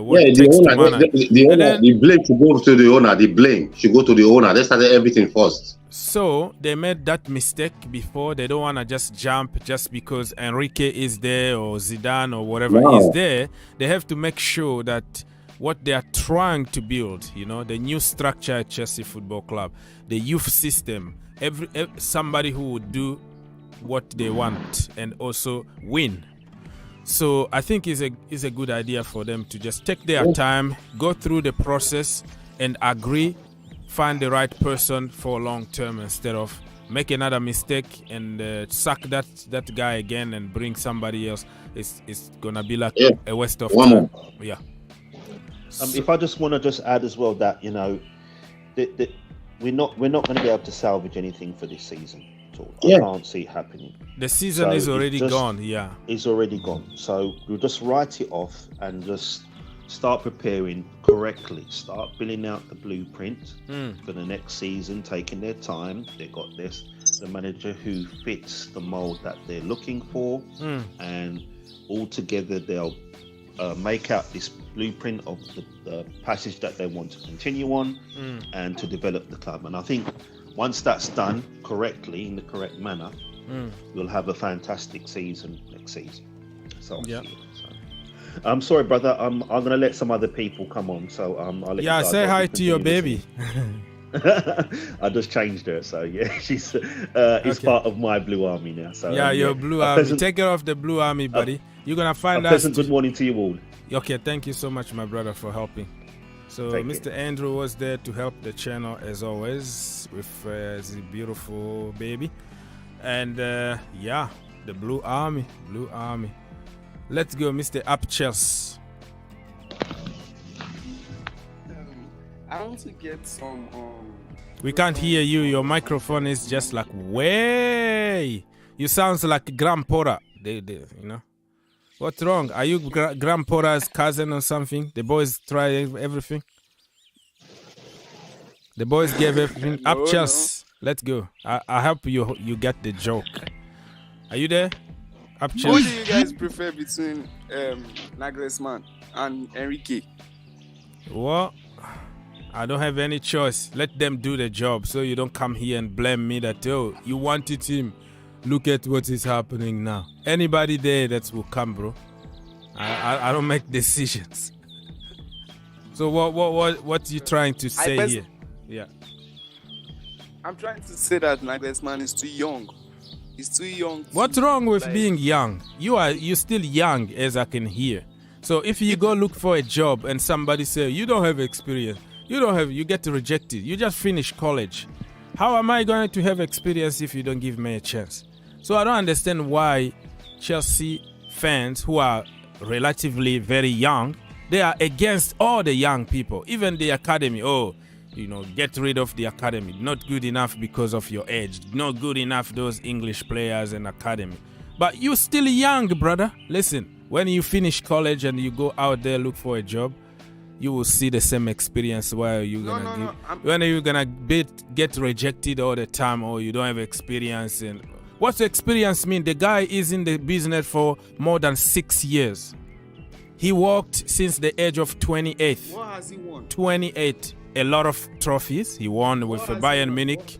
Bayern Munich, a lot of trophies. This season, Champions League, he didn't even lose any game. So he won the Bundesliga, the Super Cup, all the cups in Germany. So how about that? He lost last season to Villarreal, and Enrique has the experience. Just because you lost last time doesn't mean that you're gonna continue losing. That's part of life. Even Thomas Tuchel lost a lot of games. It didn't prevent him from coming to Chelsea and win the Champions League. There is nothing definitive in life. You know, everything can happen. On your day, you can beat anybody. On your day, you can lose against anybody. Yeah, go on, bro. I'm trying to help you because your mind is already set on his age and what he won and all that. But yeah, go on. I'm not gonna cut you anymore. Go on. I believe that Nagelsmann is like he's like. You are very far away. I don't know if it's my volume or you. Yeah. No, even me, I can't even hear what you're saying. Disconnect yourself, fix your volume, and come back. Mr. Collins, if you have something to say, let's go. I don't think you people got me wrong the first time. I still stand on my point here because we are talking about, for me, if you look at Chelsea, and I hate when people keep talking about somebody just made a suggestion, we should go and bring money. That solves our issue. For me, Chelsea have a very good squad, more than any squad anybody can ask for. It's just somebody to get it right, and all they need is a good manager who will get it right. Somebody that will play in a system that will fit, because now we are in a different system. We are no longer in a good system. These are people that all of them can play attacking football. So all you just need to get a manager who can play attacking football, and a manager that have the mentality in terms of creating space and all the whole thing. And looking at this, I want you to get this right. Don't get me wrong. Now we are talking about, because now you have about 30-something players in Chelsea. Probably this summer, most of them are going to leave Chelsea. We don't want to make mistake we make last season, because this problem that Chelsea have now started during the preseason. Imagine we have Barkley in our preseason. We have Batshuayi in our preseason. We have Alonso in our preseason. We have Emerson in our preseason. We have all these players that we don't need in our preseason. They even stop for us to carry our academy player to go for preseason. People like Cowell, people like Roger, all of them, Billy Green will have to send them back, because all these people have to take their space. I don't want that mistake again in the next season. Then you have to take, because now the coach have to make a choice, the kind of player, because imagine you want Pulisic to go, and maybe the coach may need Pulisic. I like Pulisic, you understand? So I think this is a better time, because any manager can take any job. It all depends your project, what you want the coach to do. Luis Enrique is ready to take the project. Even Nagelsmann is ready. They want the satisfaction what Chelsea is giving to them. They want that promise there. We know that these two coaches are going to become the Chelsea coach coming next season. Two of them, one of them is going to become Chelsea coach. Why not say, okay, Luis Enrique or Nagelsmann, I get whatever you're talking about. Okay, now take this chance, assess the team. I want you to assess the team, so that going next season, we can know, okay, if we need a 6, we can buy a 6. We need a striker, we can get a striker. These are things we need. So by people that is going to leave, we know that I am not going to stay in Chelsea next season. They will start leaving, because the manager already know his team. So that is the mistake. And now, because Boli and his team have already made this mistake, and they want to still make another mistake again. And people, I'm not against Lampard coming back. For me, Lampard coming back doesn't make anything, doesn't change anything. He may go and win champions. But what I'm talking about, since we want to move on, because we made a mistake, everybody accept we made a mistake. Can we not stop making this mistake? Bring somebody 10 matches, because now nobody's going to blame Luis Enrique if we lose these 10 matches, or Nagelsmann if we lose. No, because we already write off the season. But use it to assess the team. Can you use these 10 matches, assess the team, play with the team, so that going to preseason, we know our 25-man squad, and we know the academy that is going to include in that team. So that is the mistake. I don't want them, and then keep making that mistake again. Because trust me, I will call you by next season and tell you, say, brother, mark down my word. You will see all these players, all of them will go preseason. Most of them, players we don't need, will go to preseason, and they will even take a spot that academy players are supposed to fill. They will take those spots. Watch what happened last season. Early this season, you watch it. Alonso was in preseason. Alonso, Batshuayi, Barkley, all these people was in preseason. You begin to ask yourself, what is going on here? Timo Werner, all of them was in preseason. You now ask yourself, since we know that these people are not going to be in our first team player, they're not going to be in our team, why not allow them to go? But we guide them. Okay, we're gonna come back to you. We have time for that. We're gonna go around. Yeah. You wanna say something? No? Okay. So what I want you to say, because there's a lot really to answer all of them. But all I can say is that those managers that will come to Chelsea, believe me, they are doing their homework. Even yesterday when Enrique came to Cobham, he came with a PowerPoint presentation for every single player, including the academy. So they are doing already their homework. They know what they want. And Enrique even said he will need at least a couple more players to implement his system. So you got some players, and you also bring a couple players that will help you, for your project. And on top of that, last season is not this coming season. Last season we were all over the place. The new owners just took over after the embargo to the team and a lot of stuff, so we kind of rushed everything. The preseason was all over the place, I understand that, and I don't think it's gonna be the same problems this season, because we know we have to sell. We have financial fair play that watching on us right now. We have to sell, and we have 4 sporting directors, 4 of them. Brother, listen, there are people who are walking behind closed door doing their job. We don't have to worry about that. They already know the list of people who are going.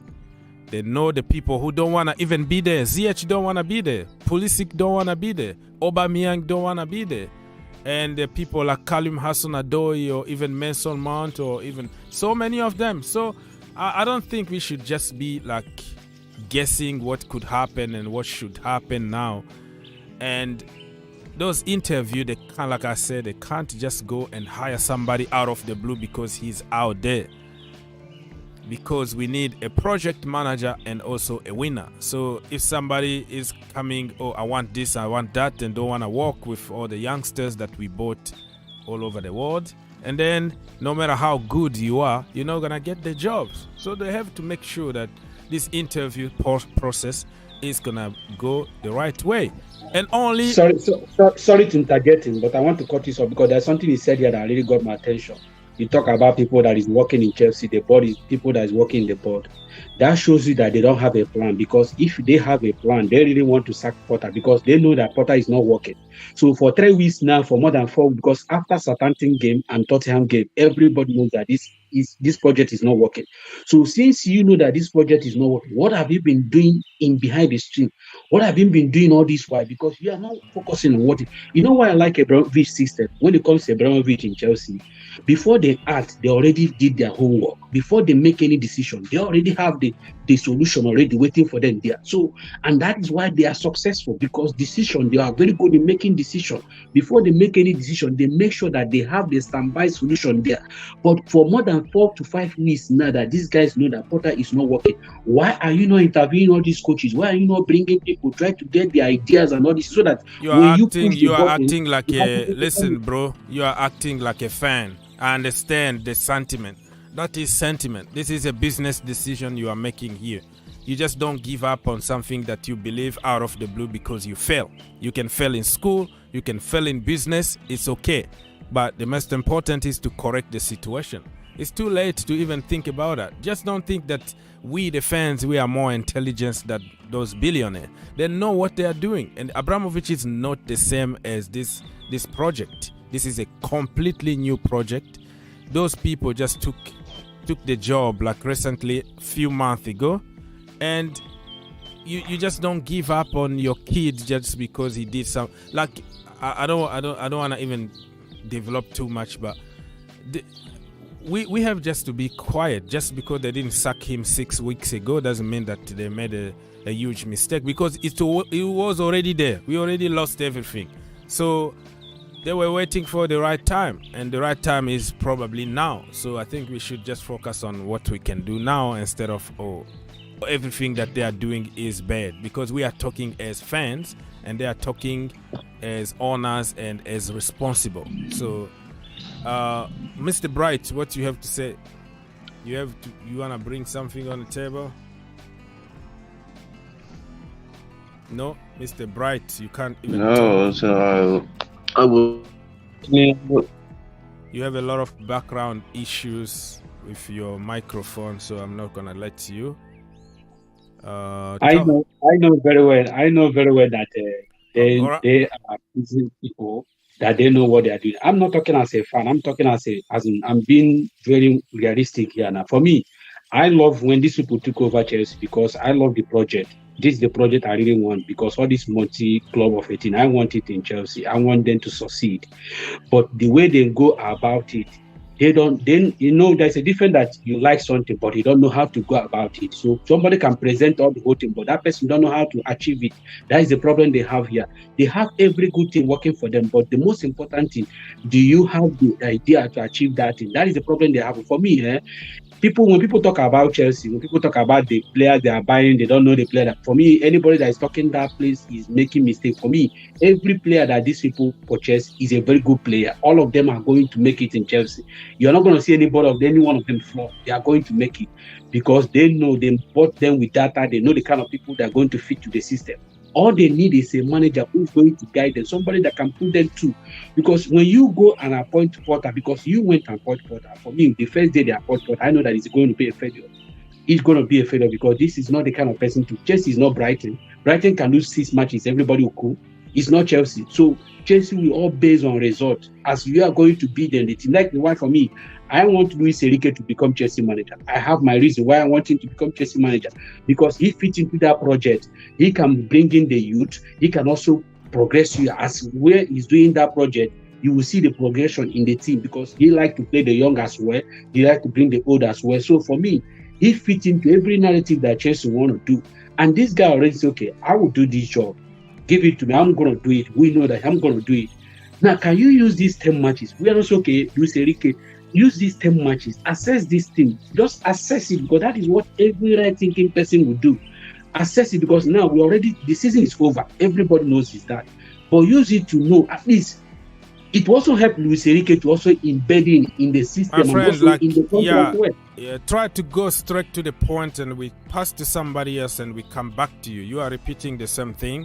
And we got your point. The point I'm making here is that you said that those people know what they are doing. I'm not denying that they know what I'm saying is that they know what they are doing, but they don't know how to achieve it. They know what how they are doing. How do you know that? It just the problem is just listen. They proved it to me so many occasions. They proved it to me. They hire Potter the first time. This is not them. They didn't hire Potter. These people, the director of football, they didn't exist when Potter was called. We just got them now, okay? So I know that. Now you have opportunity to make it right. Why don't let me finish? I'll let you finish. You don't let me finish. That's the problem. We have to respect each other here. Okay, you talk and you let somebody else talk. Because I get your point. You're making some good point, but you are mixing together everything. So we don't even know what we're talking about. When Potter was in charge, when he was hired, Thomas Tuchel sacked. 1 hour after Thomas Tuchel sacked, Bowley already called Potter to come. The 4 director just came, one in November, December, and January. So that was after the decisions were made. So you're talking about something completely different. You're making them all mix up that, they made decision. The decision from now on is their decisions. Choosing the manager, taking their time, and you see that they are going step by step. They are doing the right thing. What happened before? Bowley was the director of football, sacked Marina Piracek, who was making decisions based on his own. I don't know who was giving him advices. But now we have a structure. We have people, a lot of them, who are working 24/7 to find germs all over the world, to find the structure, to make things in place. And it's not gonna just work overnight and then everything is fixed. They're gonna make mistakes, just like in life everywhere. You start a business, you're gonna make mistakes and lose money. That is process. That is part of life. But the most important is you correct those mistakes and you keep going. And you're gonna make even more and you keep going. That is life. But for Chelsea fans, just because we are used to Abramovich, which is today you are out, tomorrow somebody comes. He doesn't care about the structure. He doesn't care about what system the team is going to play. It's about win. Now we have a structure where we have a director of football, and you have to find an ID for the club, and the coach that will come needs to comply to what you are trying to achieve. Before, it was the manager comes, he buys his own players, or the dead wood. We don't care because Abramovich got a lot of money. We lose a lot of money. He doesn't care. That is like a change money from his pocket. Now we have investment. Some people put money to get money. So you need to be smart. You have to build for long term. And in long term, you're going to start getting some of your money back. So this structure is different. Instead of, okay, buy Enrique. Oh, okay, Enrique, okay, come back. Oh, okay, come. We sign you today. And you come. He comes. And then, oh, I don't like Modric. That is 100 million player there. I don't like Madueke. He's okay. That is another 40 million over there. I don't like Koulibaly. And then I want this. How are you going to sell them and get your money back? You see, so the structure is different. The owners are different. The vision is different. So you have to understand we are living in different eras here. And it's going to start paying off in the future, not now. But we are used to quick fix, bam, do it now, without any kind of plan. That's why you're going to find yourself with people like Zappacosta, Gilobogi, people like that. You're going to find yourself. We want it even Andy Carroll. We want it even Peter Crouch at some point. Like a manager who will come and, I just want this to work for my system. Danny Drinkwater, Ross Barkley. You're going to find yourself with a lot of dead wood because of quick fix. Sack the manager, get somebody. He brings his own players, and we don't have long-term success. We're going to win a trophy today. We go through a crisis for 2 more years, and then we are used to chaos under Abramovich, and everything that has to do with normal structure is not good for Chelsea fans. It's going to take time for you guys to understand, but you're going to enjoy it. You're going to love it, what's going to happen in the future. That's what I can say. Mr. People Republic, go, bro. No, but going back to what Mr. Collins, is he still there? Or was he yeah, he's still there. He's still there. He just gave me time because I'm going to give him all the time in the world to express. I'm not going to cut him, but he doesn't have to cut me. That is respecting each other.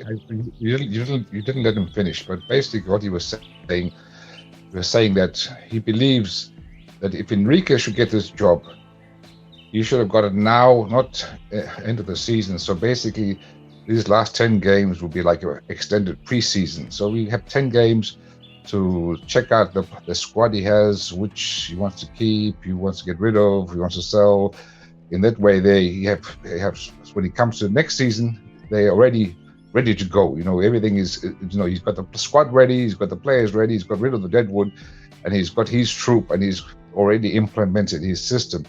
But like taking over the end of the season, only a few preseason games against FC Washington United, DC, or whatever when they go and play in America. I don't know who they play, Kansas City FC, and those games you don't really learn much because those just are friendlies with no pressure. So to implement a new system, test our players, it's in the Premier League where it matters. When the cameras are on, when Sky TVs, whatever broadcasting there, this is where you find out who's got hair on his chest, who's too weak, whatever, to fit the manager's system, who's coming in.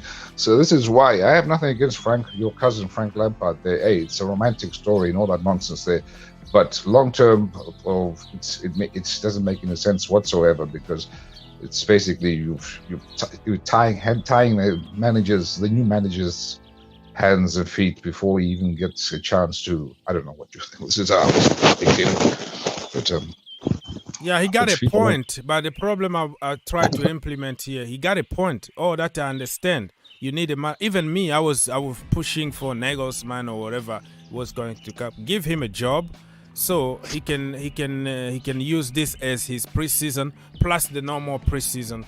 But at the moment, there are so many aspects that we don't wanna hear. It looks like it's so easy. Just go get somebody because he's out there.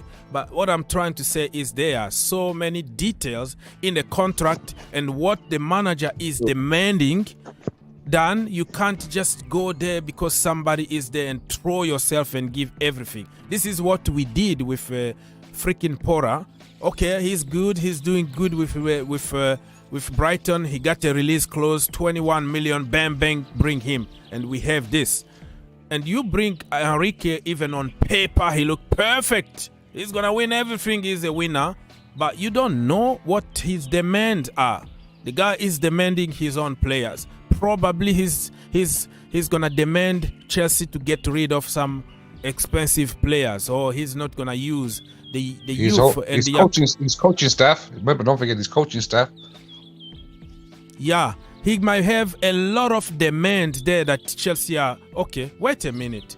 We don't want to rush and sign this guy already and have to sack him after a few months because of this demand too much. Let's take our time. Let's go through the process. It's only 2 months to go. Let's just write this season off. He's going to start the preseason. He's an experienced player. I don't think it's going to make any change. You have your preseason. You have your players. It's not going to make that kind of difference. So I have to take my time to make sure that I am making the right decision. So I don't see anything wrong with that. Like the other aspect, behind closed doors. This is not Abramovich anymore. In the morning, bring me Torres from Liverpool. Ancelotti didn't even know that Torres signed for Chelsea because the boss wanted him. Go, 50 million, bring me him. That is not the regime that we have today. Everything needs to be coordinated. It's not gonna happen again like in Abramovich. So I'm very happy about them taking their time, making sure they understand the demand from Enrique, and in 2 months now he's gonna be the boss, and he's gonna be fine. You know. Can I ask you a question? Can I ask you a question? Yes. So now this new owner, Uncle Todd, came in and he was like almost like an Abramovich, just making all decisions, hiring this, firing this, got rid of the whole system, the whole Abramovich system, just got rid of everybody, whether it was the Czech, Granowski, or whoever. They just got rid of everybody, the doctors, everybody just brought in his own people. Is it my imagination, or is it? It seems like after all the mistakes he's made, Uncle Todd is sort of like drifted to the background, and he's leaving this to other more professional, experienced people. You say this new sporting director and all that. So like he's learned that maybe I shouldn't be so hands-on. Let people know what they're doing, take control. Yeah. So what is your question on that? I think. So the question is this what's happening? Where is he? Yeah, is he it looks like back? that is happening because he doesn't want to rush. That's why he did, and he doesn't know anything. That's why he rushed and think, okay, somebody from Brighton, because he's doing good there. Okay, let me give him 5 years plus 1 in option. Pay crazy, ridiculous of money because he's the man. The reality is different. That's why I'm saying the paper can look like Enrique is perfect or Nagelsmann is the perfect guy. But when it comes to reality, day to day, you start discovering, but this is not it. Even the players that we buy. Remember, every time we sign somebody, everybody knows him. Oh, I knew him. He's a baller. Pay the money. One. Okay, bring the players. Bring the players in the team. All of a sudden, he can't score. Hitting the post all the time. Nothing is happening, and people start get rid of him. That's why we have to take our time. Just because you won with Barcelona or you won with Bayern Munich, or you look very good on paper, doesn't mean that you're going to do the same at Chelsea. The other way also could be true. Just because somebody failed somewhere doesn't mean that he's going to fail today, because probably those failures made him stronger and better. So people need just to keep an open mind on these things, you know, not like black or white. It's always some other colors. So you know my position on both Nagelsmann and Enrique. I'm not a fan of any of them. You know who I'm a fan of, but so it's, you know, as you say, you've got to think this through. And what looks shiny on paper and looks, that's that diamond in the sky, can turn out to be a fugazi, can turn out to be a fake diamond for that system of Chelsea. But then I think Chelsea just go back to default settings. 18-month contract, end of story, because we will fire you after minimum 2 years anyway. So what's the point of giving them 5-year contracts? But that's just Chelsea DNA. It's we buy, fire, hire, win, move on, next. No, next. A bit like when you go to the doctors and you're waiting in line, the doctor says, next. I heard that when I go to the dentist. Next. When it's your turn to go to the dentist, next. They come out with, you know that you're going to have some needles and some digging like, no, man, that's not me. Anyways, let's hear from Mr. Collins. Collins, bring whatever topic you want, brother. I'm not going to cut you. I'm going to respect you. I'm not going to cut you. Go ahead. I love the amount of the people here. I love you as well. Seriously, you guys are making a very good point. But we're all talking the same thing. You know, when we're talking about Chelsea this period, to be honest with you, I love the new people that is in the structure. I want the structure to work for them because I'm somebody that believes in structure. I believe in a good foundation. Once you have a good foundation, everything will flourish. That is my own idea. And they started that this is what they promise and this is what they want to give to us. I want them to work, but why those things I want it to work, there are so many ways to do it because I don't want to make mistake for me to learn from it. I learn from people who made the mistake. I learn from people that made mistakes so I can move on from their mistake. I don't want to be the one to make the mistake because I believe every day people make mistakes. So you have to learn from people who make mistakes. Now, people are talking about when Newcastle was bought, people are saying Newcastle is going to follow the system that Chelsea did and Man City did. No, they went to another form because they see the mistake Chelsea made, they see the mistake Man City made. Then Newcastle said, no, we are not going to buy all these big players or buy this. No, we are going in different direction. Now look at Newcastle today. They are progressing very well because then the mistake Chelsea make and the mistake PSG make, the mistake Man City make, they moved another direction. And that is why Newcastle is progressing very well. What I'm saying now for me, these people that Abramovich brought in, all this thinking about sports and football thing, they have been in Chelsea since February. I believe all of them entered Chelsea since February. Most of them have been in Chelsea since January. Now, you've been in Chelsea since January. And you know, because as you be in Chelsea, you have to be thinking forward. What am I going to do? Even many clubs have started thinking about next season. So what are we going to do next season? What are our plans next season? Who are the people that are going to be in this club next season? I believe they are thinking in that direction. I still go back to what I'm saying. Like, thank God that somebody understand me here. Now, if you want Nagelsmann, because trust me, these two people are going to be Chelsea coach. Nagelsmann or Luis Enrique, one of them is going to be Chelsea coach, and one of them is going. So this one of them are going to be Chelsea coach, and at least you have interviewed them, you have assessed them for like more than 2 days now, 4 weeks or 3 days now. You listen to them, you hear what they are talking about. Can we? Okay, even if I don't want to make that decision this week, okay, in the next 2 weeks, I want to make that decision the next 2 weeks. Now, Luis Enrique, can you handle this or? Nagelsmann, handle these 8 matches, assess your team because trust me, all the whole player Chelsea bought this season, all of them are good players. All of them are good players. No, every coach will want them. Every coach is going to want them because they are very young. They are going to listen to you. They are going to embed in any tactics you are going to provide. And that is why I like where Chelsea is investing their money. Now they are not going to invest when somebody is talking about money. What are you going to do with money? Instead of bringing money, I go and bring Hazard back. So we are not going in that direction. We want to leave all these posts about Abramovich era. We want to go to another direction. That is why we are bringing young people that are very intelligent, very good in what they are doing. So all I'm just asking that give the coach opportunity. I like Lampard more than you. Trust me, Lampard is even. I supported Chelsea because of Lampard. But sometimes we have to leave our flesh on to something and get to the reality.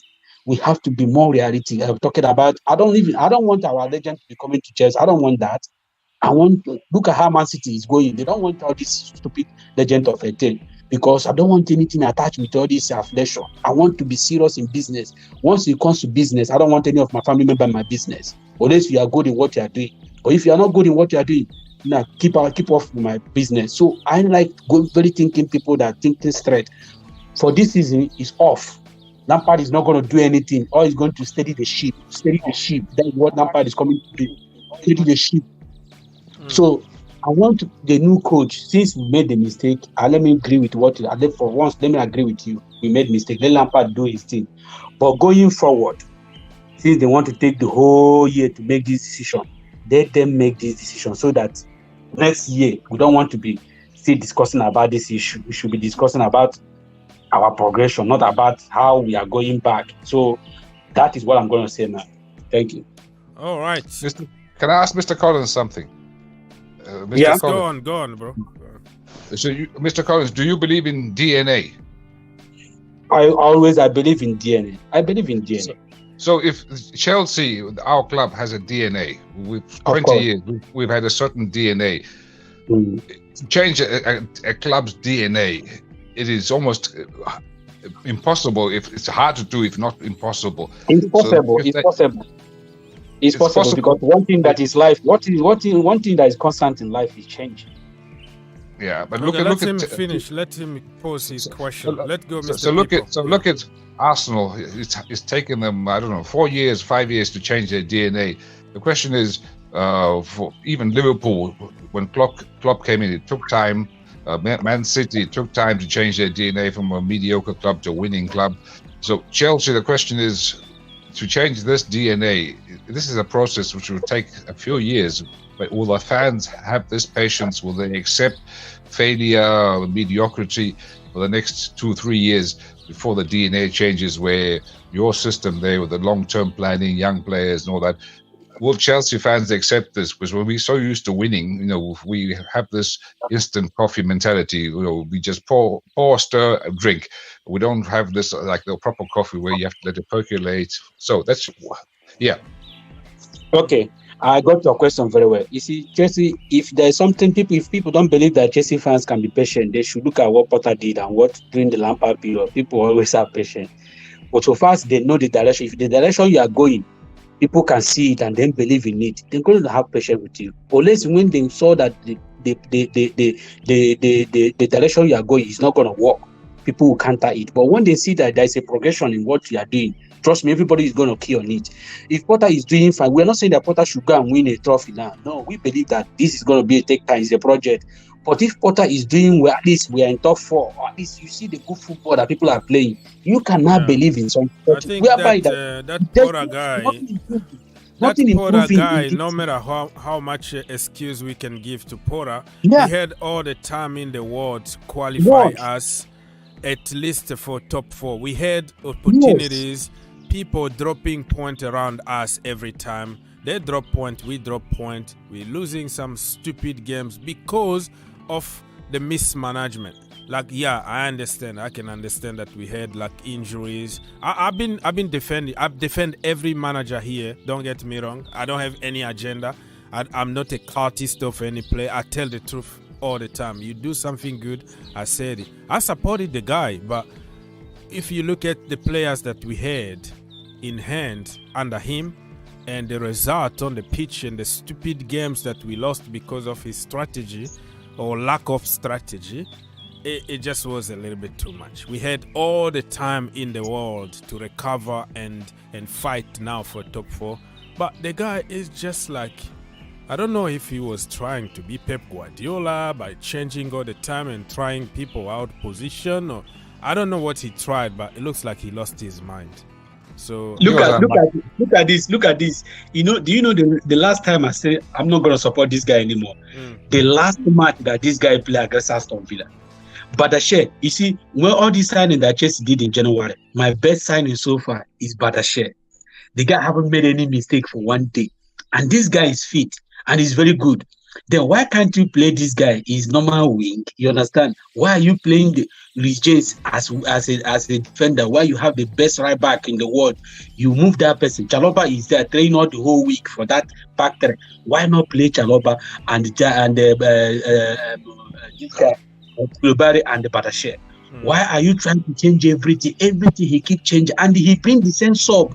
He bring the same sub Gallagher again. The same thing, the same mistake. The Pulisic is on bench. You have people that you can bring. You bring the same Gallagher again. That Everton match. Look at that Everton match. There is even the people that you can brought in that can save that game. They are there, but they still went ahead and changed everything. So for me, Chelsea fans are ready to give a coach chance if they see the progression. Everybody can take it. You can accept it for 5 years. So first we see what the coach is doing. But when the coach is not doing what you are promising us, people will counter it. Nobody's going to take it. Okay, I think People's Republic wanted to say something. Let's go, bro. But I keep hearing this name, Trevor Chalobah. Trevor Chalobah, the reality of Chalobah, when he first broke into the team under Tuchel, he was sensational. Remember that he had that winning every time Chalobah started, Chelsea never lost. And then he got injured, and then he came back, and Tuchel kept playing him. And between Trevor Chalobah and Mendy, those two there, they're the ones who got Tuchel sacked. How many mistakes did those guys make, which cost Chelsea some games where you think, how did Chelsea lose that game? Can I answer? Can I answer Yes. to that? Yes, sir. Okay, Yep. so for a young player, a young defender or whatever position you play, if you don't make mistakes, you don't learn. Like mistake is something that is normal in the career of a football player. You're gonna make them, and it doesn't mean that if you made a huge mistake today, More than one, and maybe. tomorrow, yeah, I understand that. I'm coming to the point. The point I'm trying to make: without those mistakes, nobody is gonna learn. You go even back when John Terry was coming from the academy, probably was the same thing, because I didn't really watch him. I don't want to pretend that I watched him when he was in the academy. Probably I was too young to see that. But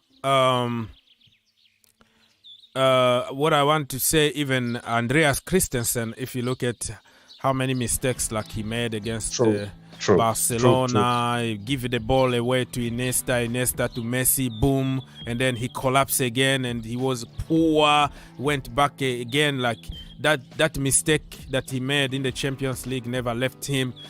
So what I'm trying to say, the basics here, we can't be definitive always, like, yeah, because he's making a lot of mistakes, he needs to go. No, that is that is not how you learn.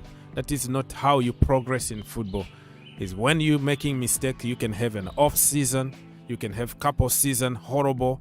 When Didier Drogba joined Chelsea Football Club from Marseille, it was that way, but because of social media wasn't there back then, and people were just talking in bars, discussing, what is this guy? Mourinho spent a lot of money on this crap, so he didn't take dive. Remember, used to diving. What was diving? Yeah, over diving and then complaining, throwing hands, all that. It took him at least 2 seasons of horrible for Didier Drogba to start becoming Didier Drogba, and he became a king, a machine, a scoring machine, Mr. Fano, Mr. Wembley, Mr. whatever you want to call him, over the years.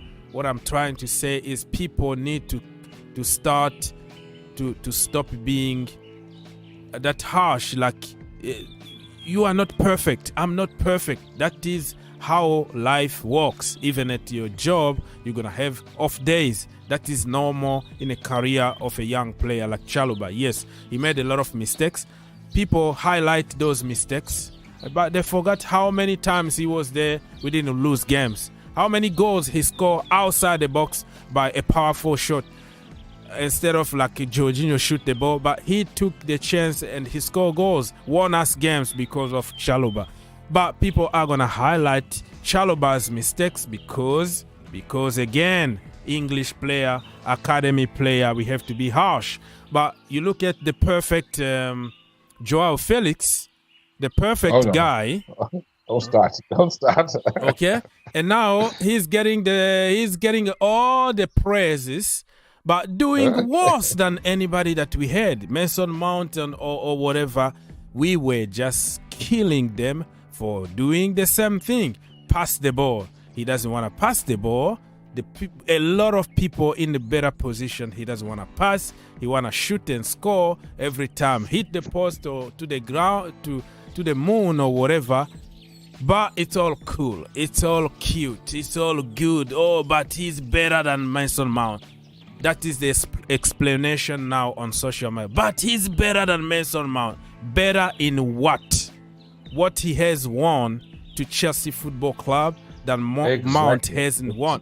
Mount won a lot of trophies in the academy, in the youth level. Since the age of 6, Mount won a lot of trophies in the senior level.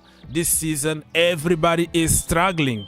Not only Mount, everybody in the team. Only few players that you can say, yeah, Thiago Silva, few players here and there you can say, yeah, wow, they've been good. Like, they've been consistent. Everybody is struggling, but the focus need to be on those Chelsea Academy products. So it tells you everything you want to know. It has nothing to do with football anymore. It's just, them against us, English against, So you see what I'm going with this. So let not try to be perfect here and say such and such made a mistake and he's not going to improve. No, he's going to improve. So in your world, for example, Man United should be still playing Harry Maguire at the back. That is another case.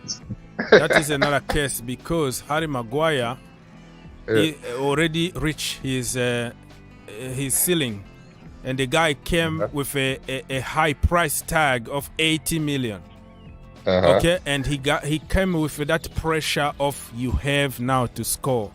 So the treatment that Maguire is getting kind of justified, but I don't accept the fact that he's abused. But if he's criticized, you can understand that. Chalobah is a free kid, you didn't pay any money from him. He's still 23 years old, and then he can still improve and coached, and you can get something out of him. And he had more good time than bad time. But people like you are gonna just like memorize every single mistake that he made and forget 1,000 other. Like, he can do 99% of good things, but Chelsea fans are going to memorize and make failed compilations video about that one person because he's Chalobah, because he's from the academy. That is the difference here. The Premier League is such a tough competition. It's the games are so tight, and often there's only one goal difference in games, and quite often it's just one mistake, one defender, which will lose you the game. So are you going to tell me that you want to go through all these games where he's busy learning, we lose because errors are made, or do you want? So why are we not Why are we not winning without him? Because he's been on the bench forever. Okay, why are we? Because the so-called perfect players on the pitch, even Koulibaly, Thiago Silva, Fofana, we're still losing games. Why are we not winning? If he was the problem, why are we losing then? Because you make it sound like everybody needs to be perfect, and he's not there. Look at the perfect players that we have, and we've been winning since then every game. That was going to be a perfect example to give me. Because we're still losing with your chosen ones, right? I don't have any chosen ones. And can I come in here? Yeah, I know. Yes. Super Frank cousin. I have to agree with you. At least this one, I'm fully supported in this. The problem I have with when it comes to Chelsea community is like I hate when people keep judging players with one game or two games. Players are meant to make mistakes. I saw this guy. I hate the guy with passion, the Rory, I don't know, he's a very big Chelsea media or something. Modric, when he bought in Chelsea, Rory, I don't know about the guy. So Modric was bought in Chelsea. This guy haven't played football since November or whatever, you understand? And this guy was bought to Chelsea, and the Potter gave him some game time. Then people are now start calling him a flop. Somebody haven't even played football. This guy is still 21. And people are still calling for his head. Now, I hate when people keep judging players. Sometimes players, they move from different country to another. They have to adjust to the league. Look at this guy in Newcastle. I was watching the guy last night, Julian. When Julian coming from German league, when they bought in Newcastle, first season was kind of, what is going on here? People were saying they should throw him out. Then Eddie Howe, when Eddie Howe come in, he changed the guy, brought the guy to midfield. Now, this guy now is one of the big stars in Newcastle. Imagine if the club was listening to people, ship him. By now, they won't have Jolinton. For me, Chalobah has been one of the best players in Chelsea. I love the ball. I don't like when people I don't criticize any Chelsea player. For me, that is not my thing. I never one day, I don't criticize player. I hate it, and I hate when people criticize player, because sometimes we as individuals, we want to make mistake. Even in our own house, we make mistake and we learn from it. Sometimes people may be affected with the kind of environment they find themselves, or pressure. Somebody bought somebody with 60 million, that person not even know that I'm worth that money. That is kind of pressure. It's going to play with pressure. So it's going to take that person time to adjust to the system, adjust to the city. So all those things require time. So that is my own thing about it. So I agree with you on that. I want to make it clear, because I think People's Republic didn't get it correctly. So what he said, there is another channel, YouTube channel or media person, whatever, a Chelsea fan who criticized Modric, and he said that he's the biggest flop ever that happened to Chelsea, and you need to get out.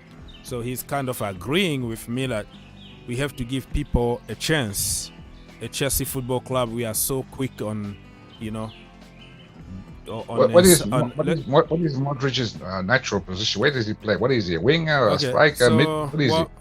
We have to figure out, but he's mostly a winger. So let me finish. And he gave an example of Joelinton. Joelinton is a Newcastle player. They bought him very expensive from Germany, but when he came, everybody didn't want him, and they wanted him to go because he couldn't score. And Eddie Howe came, changed him position, and that guy is unplayable at the moment, one of the best in the Premier League. So the example he's trying to make to give here is like, sometimes we write people off so quickly, thinking that it's over, but it's not over until it's over, because people can improve in football. I can even add one example. Marcus Rashford. Nobody wanted him at Manchester United anymore. Oh, he was overrated, another English media product, the media created him and all that. Look at him today. Marcus Rashford, unplayable. But he was very poor for 2-3 years. He disappears in big games. Huh? He disappears in big games. He looks good against normal teams, but big games he always disappears. Well, Rashford. If you score me goals in the final of the FA Cup, that is not a small game. When you score against let me finish. When you score against Chelsea Football Club, top corner, top beans at Stamford Bridge and beat them, that is not a small game. That is the narrative. If you go to statistics and you tell me what big games that he didn't do good, and then we're gonna talk. When you beat PSG on your own, you score 2 goals, and the last penalty to qualify you away at Parc des Princes in Paris, that is not a small game. Okay? I don't think PSG... let's go back to Chalobah. No, because you have to clarify here, because that is a narrative that people will bring just to sabotage English players. So he's also a big game player, Marcus Rashford. And that was just an example of a young man that shine very, very quickly, and people go, oh, hype. He goes down a little bit for a couple of seasons. Now he's up. That tells you this is a normal things for a football player. You can go up and down, up and down. Not everybody is going to be Haaland, Mbappe, or Messi going up. For us, ordinary, normal people, we go through the weather. We get sick. We get injured. We have a bad day. We have a bad mood and all that. So you have to understand this is football. Nothing is going to be perfect. That is the point. Yeah, go ahead, Mr. People Republic. I was just saying, the only point by Chalobah was, I said there's 2 people, 2 Chalobahs. We have a Chalobah before the injury and the Chalobah after the injury. The Chalobah before the injury was almost, I would say, international class, to the point they think, where the hell did he come from? Unplayable, incredible player. But after the injury, he can't find his old form. And this is my only point, and I'm getting hammered for it. Are you done? Yeah. It was just a very short statement. Yeah, that's the problem. That's you answer to your own question, because you say he's making a lot of mistakes, but even injuries can play to the form of a player. You might be afraid of putting tackles because you don't want to get injured. It's also mental. Van Dijk now, you can see what is going through his mind now. So there are so many elements that people don't understand, and especially the kid who play a lot of video games like FIFA. They always think that everything needs to happen like in FIFA mode, career mode, kind of. That is not reality, my friend. Get out there, okay? When I was growing up, I used to play outside with, barefoot, and you hit a rock, like bam, and you are bleeding, right? Like, get there is a reality. Those people are playing outside in like -5 degrees, and you are inside making judgment to them. You don't know that they are human beings who are playing a real game of football. And don't forget that you are playing against other people who can be even better than you. So it's just not gonna happen always your way. It could be your way or not your way, but everything on the computer can look amazing and perfect, but the reality is not that. That's what I wanted to say. So honestly, let me read what I posted yesterday. Honestly, I didn't want to see Frank Lampard back at Chelsea Football Club, but now that he's here, I didn't want him, not because he's crap or whatever theory people are gonna make about English people, but just because he's a legend and he done a lot for us. He developed a lot of youngsters, even though nobody's gonna give him credit. Qualified us to the Champions League, blah blah blah blah blah. Because of him, we won the Champions League, because he qualified us first of all to the Champions League. Nobody, even in the media, gave Chelsea a slight chance of making top 4. He did it, and then we went through group stages, everything, without even losing a game, scoring a lot of goals for fun. And then he got sacked end of January, whatever, and we went to win. So somebody took over a great work that somebody was doing. So, but we're not gonna give him a credit because he's English and nah. All right. I didn't want to see that kind of evil anymore. I wanted him to be as far as possible from Chelsea. Go look for your job somewhere. But he decided to come back, or the club needed him this time. So let's give him a chance. And it's going to be good for him to rebuild his reputation after the so-called fail. If he wins the Champions League, or if he does just good for the 10 games that we have in hand right now, he does good. And then he's going to put himself in the shopping window. He can go manage Brighton or something. You know what I mean? Or go to the Championship.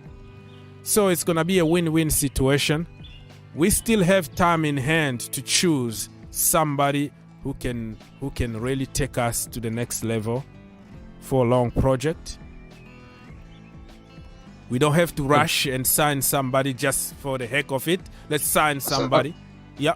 So let's just imagine Frank Lampard. He likes to play with the back 4. So let's just imagine he's going to play Koulibaly, Fofana, Chilwell, and James as the back 4, and then he's going to have the diamond. He's going to probably have Kovacic, Kante, and what's the face? Our Facebook Argentina. What's his name? Fernandes.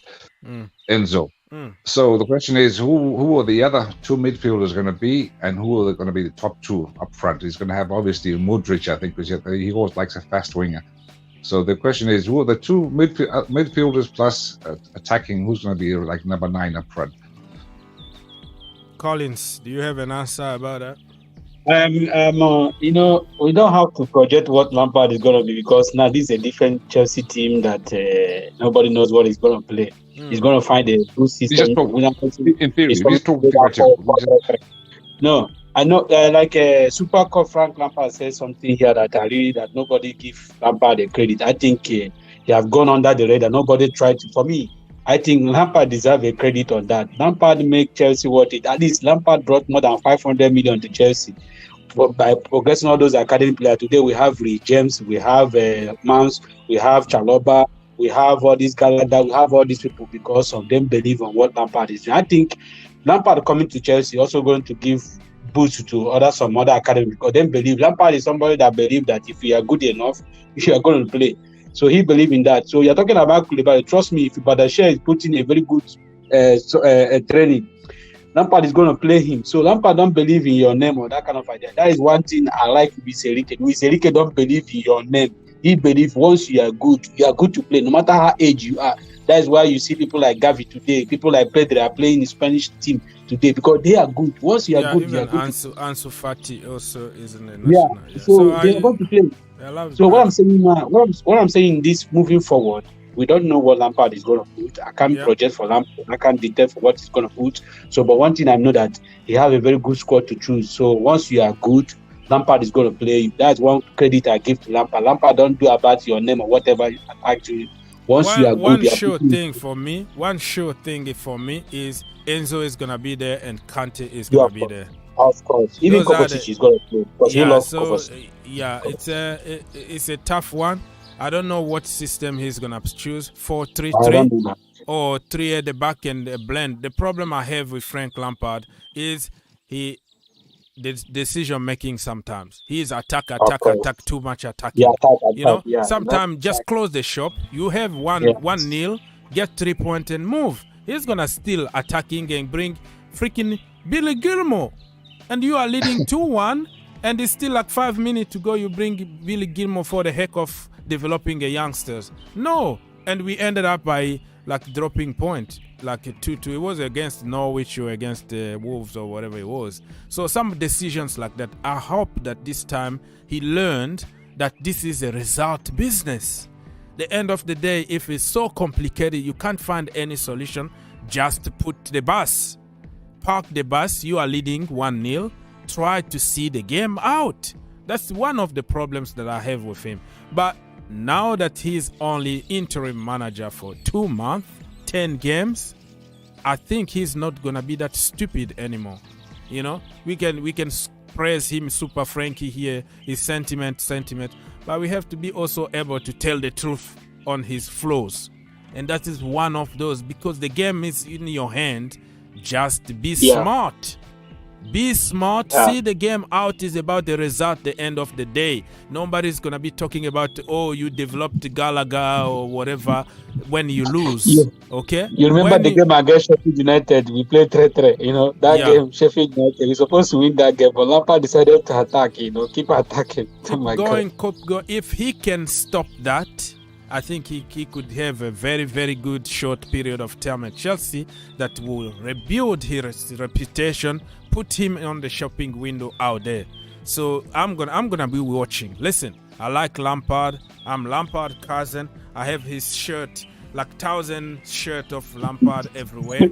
But this time around, I am not that cultist, stupid guy that will come here and praise Super Frankie all the time. You do something wrong, my cousin, you are going to get it here in this channel. That is a promise. That is me. Like, I don't care. That is me. People don't get my position. I'm not a cultist. I praise people. I like people. But when you do something good, I praise you. You do something bad, I have to tell the truth. And if you're gonna learn and come with some tippy-tappy football stupidity, losing games the last minute, I am going to come here and say it. Yeah. There you go. But people don't like truth. Yeah, they don't like truth. They want you to be all in or all out. That's the problem in the Chelsea community. People like to only hear things that make them happy. They don't like any kind of form of truth. They don't like anything uncomfortable. Anything uncomfortable for what they are trying to push. My brother, too, I want you to also, because I like. Thank God that I'm here on your channel, and I would love to come in often. And two, I would like you to as well. Most things that people don't. When I support Chelsea, I support everything Chelsea. That is my own. I support everything Chelsea. So if I begin to tell you many things about Chelsea I support, you won't even believe it. So I like whenever I see Chelsea channel, we talk about men football too. It's very good. But sometimes I also love them to talk about female football too, because if we can be able to be helping them, we're also growing our female team too. So I watch our female team like we're going to play our Champions League against Barcelona. So it's, at least people should talk about it. At least there's more people who don't know about it. Unless when they begin to hear from people like you, they'll be able to buy into it. So I watch Chelsea female. I can miss male team, but I don't miss Chelsea female team. I don't miss a match. So I follow the team everywhere they go. So we are going to play our Champions League and we have our FA Cup to play as well. So I would like people go buy the ticket, support the team, because we need you more than we need any other person at this period. So because the Champions League against Barcelona, one of the best teams. So yeah, we already sold more. We already sold more than 10,000 tickets. So keep going there. I think it's gonna be a very good atmosphere. This time we need revenge. We need revenge because they beat us in the final. Remember in 2021 when we won the Champions League in the men team, the women got to the final. We got destroyed by Barcelona. I just hope that this time we can get them out and in the semi-final. So thank you so much. Good point. Mr. Collins, where are you based? No, we don't. If he doesn't want to, I'm based in New Zealand. I'm based in New Zealand, but I watch everything so much. I wanted to say that we don't force people because it's a public place. So some people want to be anonymous, So it's just more to hear where all the Chelsea fans are based. Which countries. Yeah, I understand that. I just want to give people freedom to talk or not to talk, not to reveal where they are, because for many reasons, some people want to be behind. You know what I mean? I'm trying. It's okay. If somebody want to reveal the location, it's okay. But if I don't want to make it like. Are there many Chelsea fans there? Of course, a lot of. If Asia here, most in Asia part, there are so many Chelsea fans here. Many of them, if you go on the street, one thing about I keep telling people when they talk about the people that go to stadium are the Chelsea fans. No, I keep telling them they don't know Chelsea fans. You see people that haven't even built the stadium. I think we watch Chelsea more than they do. So I wake up in the morning here. I have to be awake for me to watch Chelsea match. Sometimes I'll be awake around 6 o'clock in the morning, 5 o'clock in the morning, to make sure I watch your match. So it's very important. So for me, all I'm just asking, like now, do you know this period that people are talking about Potter? I don't even know what is happening in Chelsea male team, because I focus on my female team, because so far the female team is doing well. The academy is playing well. I don't give a crap what is happening in the female team. So I focus too much on my female team. I watch Chelsea female team, and I encourage people.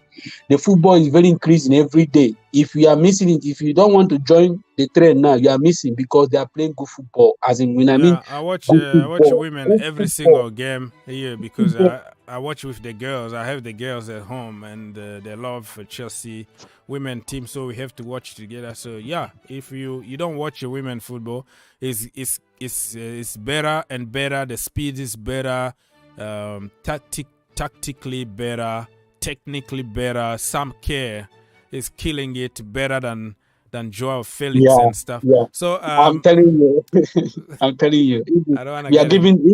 I'm happy that the club want to offer Laura James a new contract, because they want to do it as fast as they can before she went to World Cup. If she went to World Cup, it's going to be very difficult to. Laura James is basically the Eden Hazard of Chelsea. She is in another level. The dribbles, the speed, the assists, the goals is just so in a different level. So thank you for bringing it in the table.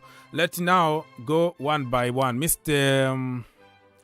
People's Republic, I know you're gonna leave us very soon for work reason or family reason. What is going to be your formation and starting 11? Just throw some names out there against Wolves. Wolves, I'm just predicting annoying Frank Lampard. As the back four it's you just say what you think, your formation. So this is not Kepa, about Lampard. This is your choice. Kepa Arrizabalaga in goal. All right. Kepa, James Rees, right back. Definitely Fofana, centre back, and say Koulibaly or Badishvili. Slowly, I'm putting it on if you are on Koulibaly, YouTube. I'll say I think Koulibaly. I'm losing but you right now. I'm trying to put those names that you're saying on the Koulibaly. screen. On the screen on YouTube, you can't see it on stream. Yeah, but people who are watching on YouTube can see what I'm trying to say. So be specific and go a little slower. All right. Koulibaly.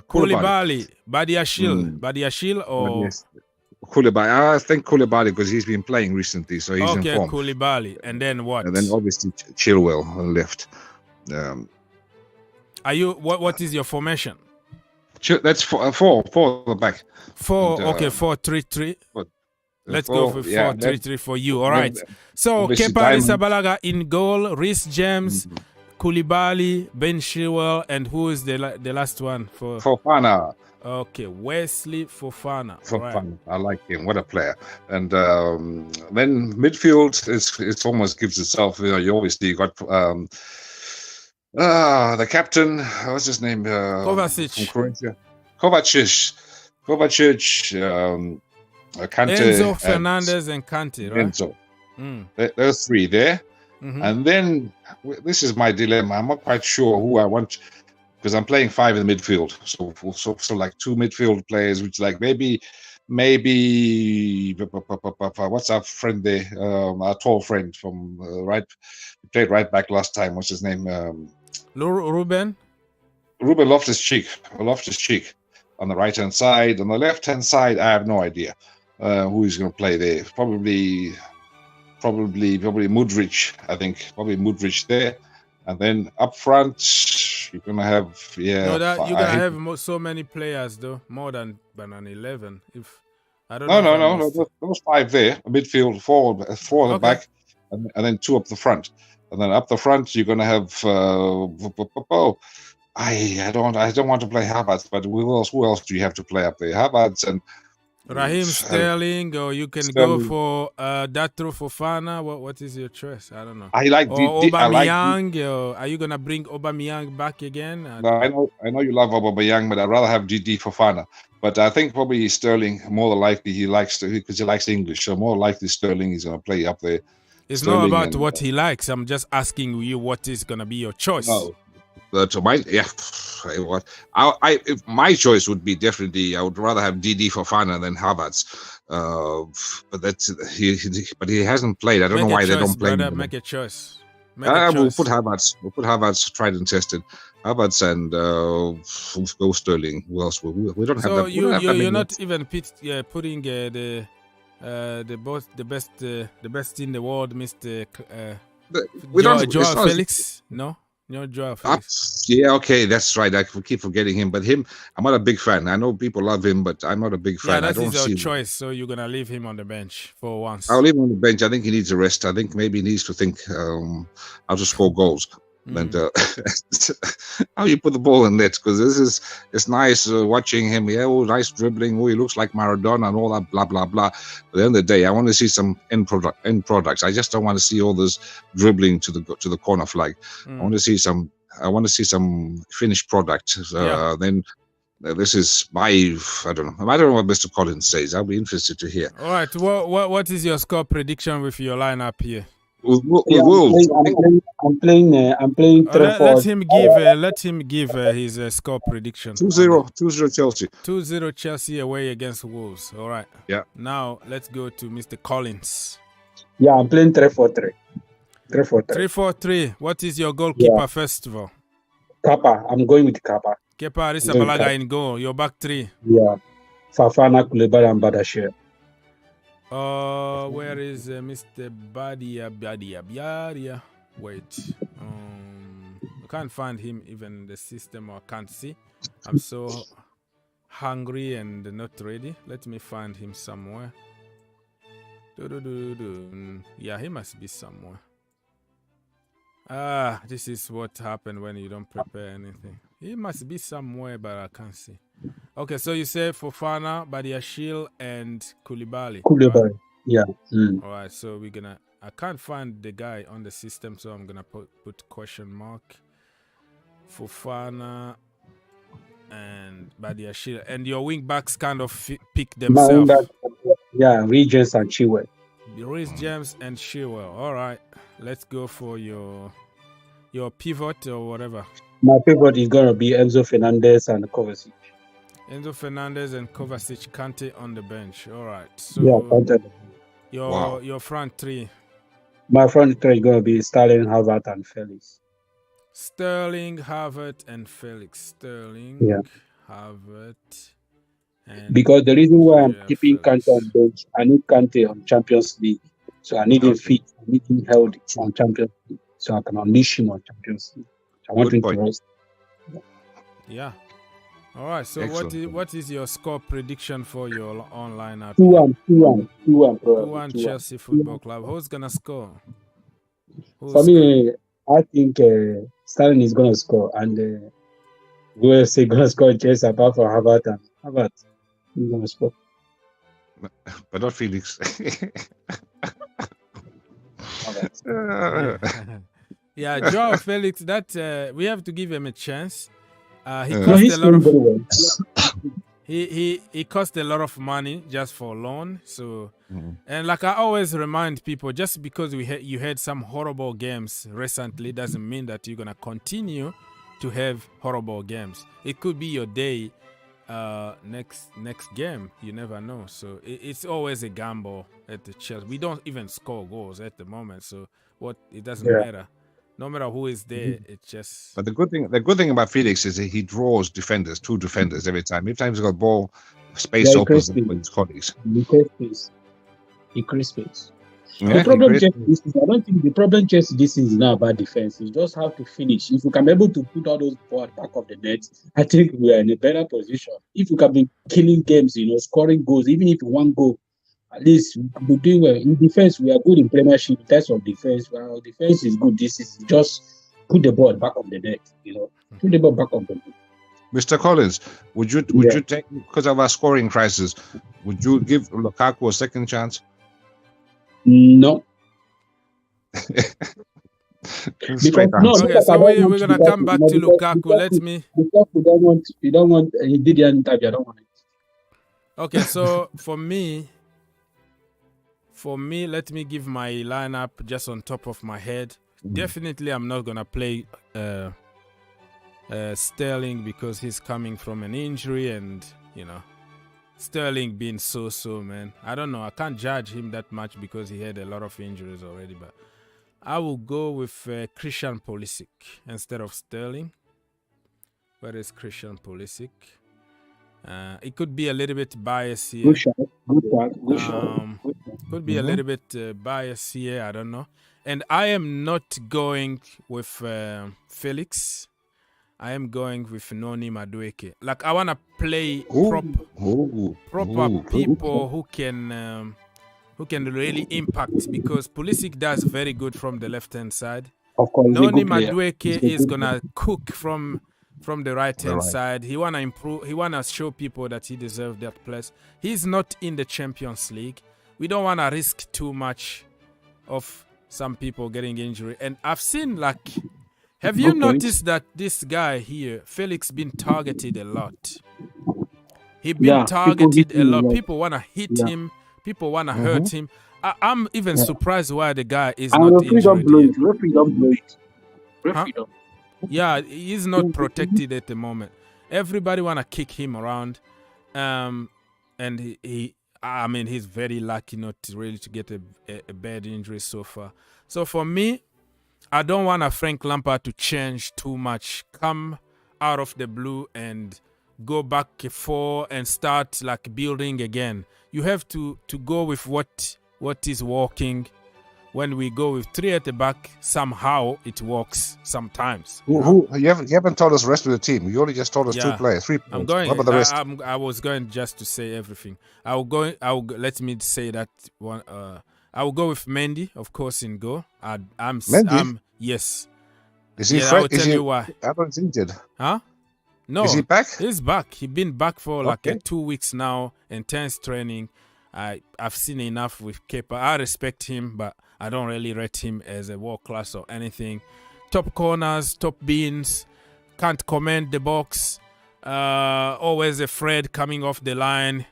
Very short guy, just like me. Short hands, short arms, spaghetti wrist. I mean, that guy, I don't know. He can be a world class on his day. On his day, he's good. And remember, Frank Lampard is not gonna deal with Kepa anymore. Kepa is the reason why we got Mendy. If we can keep it simple, Mendy do the Mendy. Mendy be like a Peter Cech and not play with his feet. We don't force him to do that. He's the best. He's the best out of the two, and that is my choice. But I respect your choice too. So I will go with Mendy in goal. Badiashile, I will go with Koulibaly because Thiago Silva is not there. I wanted to give him some rest for the Champions League, but Thiago Silva is not there. So I will go with Mr. Koulibaly, my brother. Don't let me down. Don't do that to me, please. And Wesley Fofana need to be there. So we have a very solid defense here. Badiashile is gonna protect Mr. Koulibaly, and also Fofana is gonna protect him. Okay, well, our wing backs we all know Reece James and the Chile, and then the pivot is going to be. I have to agree with you guys. I will go with Kovacic and Enzo Fernandez. So the second half, I will give Kante at least 20 minutes. I don't want to warn him out, but I don't want him also to lose the rhythm for the Champions League. So second half, if we are leading comfortably, Kante need to come like for 20 or 30 minutes just to warm up for the Champions League. But to begin with, I will go with Kovacic and Enzo Fernandez, of course, and my front three: Pulisic, Noni Madueke, and I'm sorry, but Kai Havertz, please get out of here. Get on the bench, and I will go with Datro Fofana. There are so many Fofanas right now in the team, so confusing. DD. I will go DD. I will go with Datro because he had some international games with the Ivory Coast. He had few games also with the academy. I watched all the games. He did good, and I think he want to prove people wrong. Aubameyang, I was going to give him a chance, but I'm not sure that he's match fit, So I will bring Aubameyang in the team next week after, he's not in the Champions League, of course, but every single game now in the Premier League, I will consider to bring Aubameyang back because he's getting paid a lot of money every single week. No matter how bad boy he is, no matter what he did or killed somebody or whatever, I don't think he did such a crime to just leave him on the bench. He still can give us something in, a Chelsea to justify the money that he's in. We all know that he's leaving the end of the season. We know that he's a bad boy or whatever people want to make stories there. But for now, we are going to war, okay? We go to war with good people and bad people. All of us need to come together to try to do something for the season. So Aubameyang, not this game, but next game in the Premier League, he's back in my starting 11. A small question to your lineup. Yes. Now, if you thinking ahead, as you always do, to Real Madrid. Now, two most important players in that team are three. They are Reece James, Chilwell, and Kante. Yes. Now, all three of them have had horrible injuries within the last year. Yeah. So are we going to risk playing all those three against Wolves, a game which we don't really need to win? Or would you maybe consider resting some of those, maybe even all three of them, and maybe completely change lineup so that you have the strongest team possible against Real Madrid? Very, very, very good question there. And let me try to answer, and I will pass to Collins if he has something to say.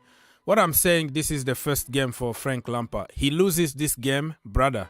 The atmosphere, it's going to be PowerPoint too. It's going to be, you see, this is English people that have been talking. It's going to damage all the reputation again. It's going to be so toxic again. People are going to get mad. So this is like a must-win game for Frank Lampard. So even somebody is going to come off with a broken leg, one leg or one hand from that game with 3 points. He's going to do it, my brother. This is about game to game, create a new atmosphere in the team, a new feel-good factor. You have no idea how much this game means. It's just like playing a final of a cup or something. So I don't care, man. If James get injured, Loftus-Cheek is going to play. He played against Real Madrid and we scored 3 goals in the first half until we made decisions in the second half and decided to lose the game against Real Madrid. We have options. If he's not there, probably Thiago Silva is going to be back in the conversation next week in the Champions League, and we can play 4 at the back. We have a lot of options, my friend, but this time, this is a game that he can't lose. Otherwise, all the evil people are just waiting for "I told you" moment. I told you so. This was a terrible decision. You see, this is Porter. He's worse than Porter. So this game, my friend, is a final of a cup. For me, he's playing his Champions League final from this game. If we lose against Real Madrid, people can say it's Real Madrid. They just beat Barcelona yesterday away 4. They smashed them 4. And they're not doing even good. If you look on paper, Benzema, 35 years old, slowing down, not good. All of a sudden, the brother, boom, he scored a hat-trick yesterday. You can tell, like Real Madrid are just weird one. You think, we're going to beat them. They are nobody. We are leading 3-0. The next thing, bam, bam, bam, bam, they score goals. So everybody... Ask Liverpool. Yeah, everybody, even Manchester City, and ask Chelsea and Thomas Tuchel. So I am telling you now, this is probably the most important game for Frank Lampard, is against Wolves. Away, even if we lose against Real Madrid, people can understand. This is Real Madrid we're talking about here. So I don't care, my brother. I will play James. I will play Chile. I will play whoever is gonna bring me 3 points. Play them. I don't care about injuries. Does that make sense? Okay, Collins, go. Answer to that.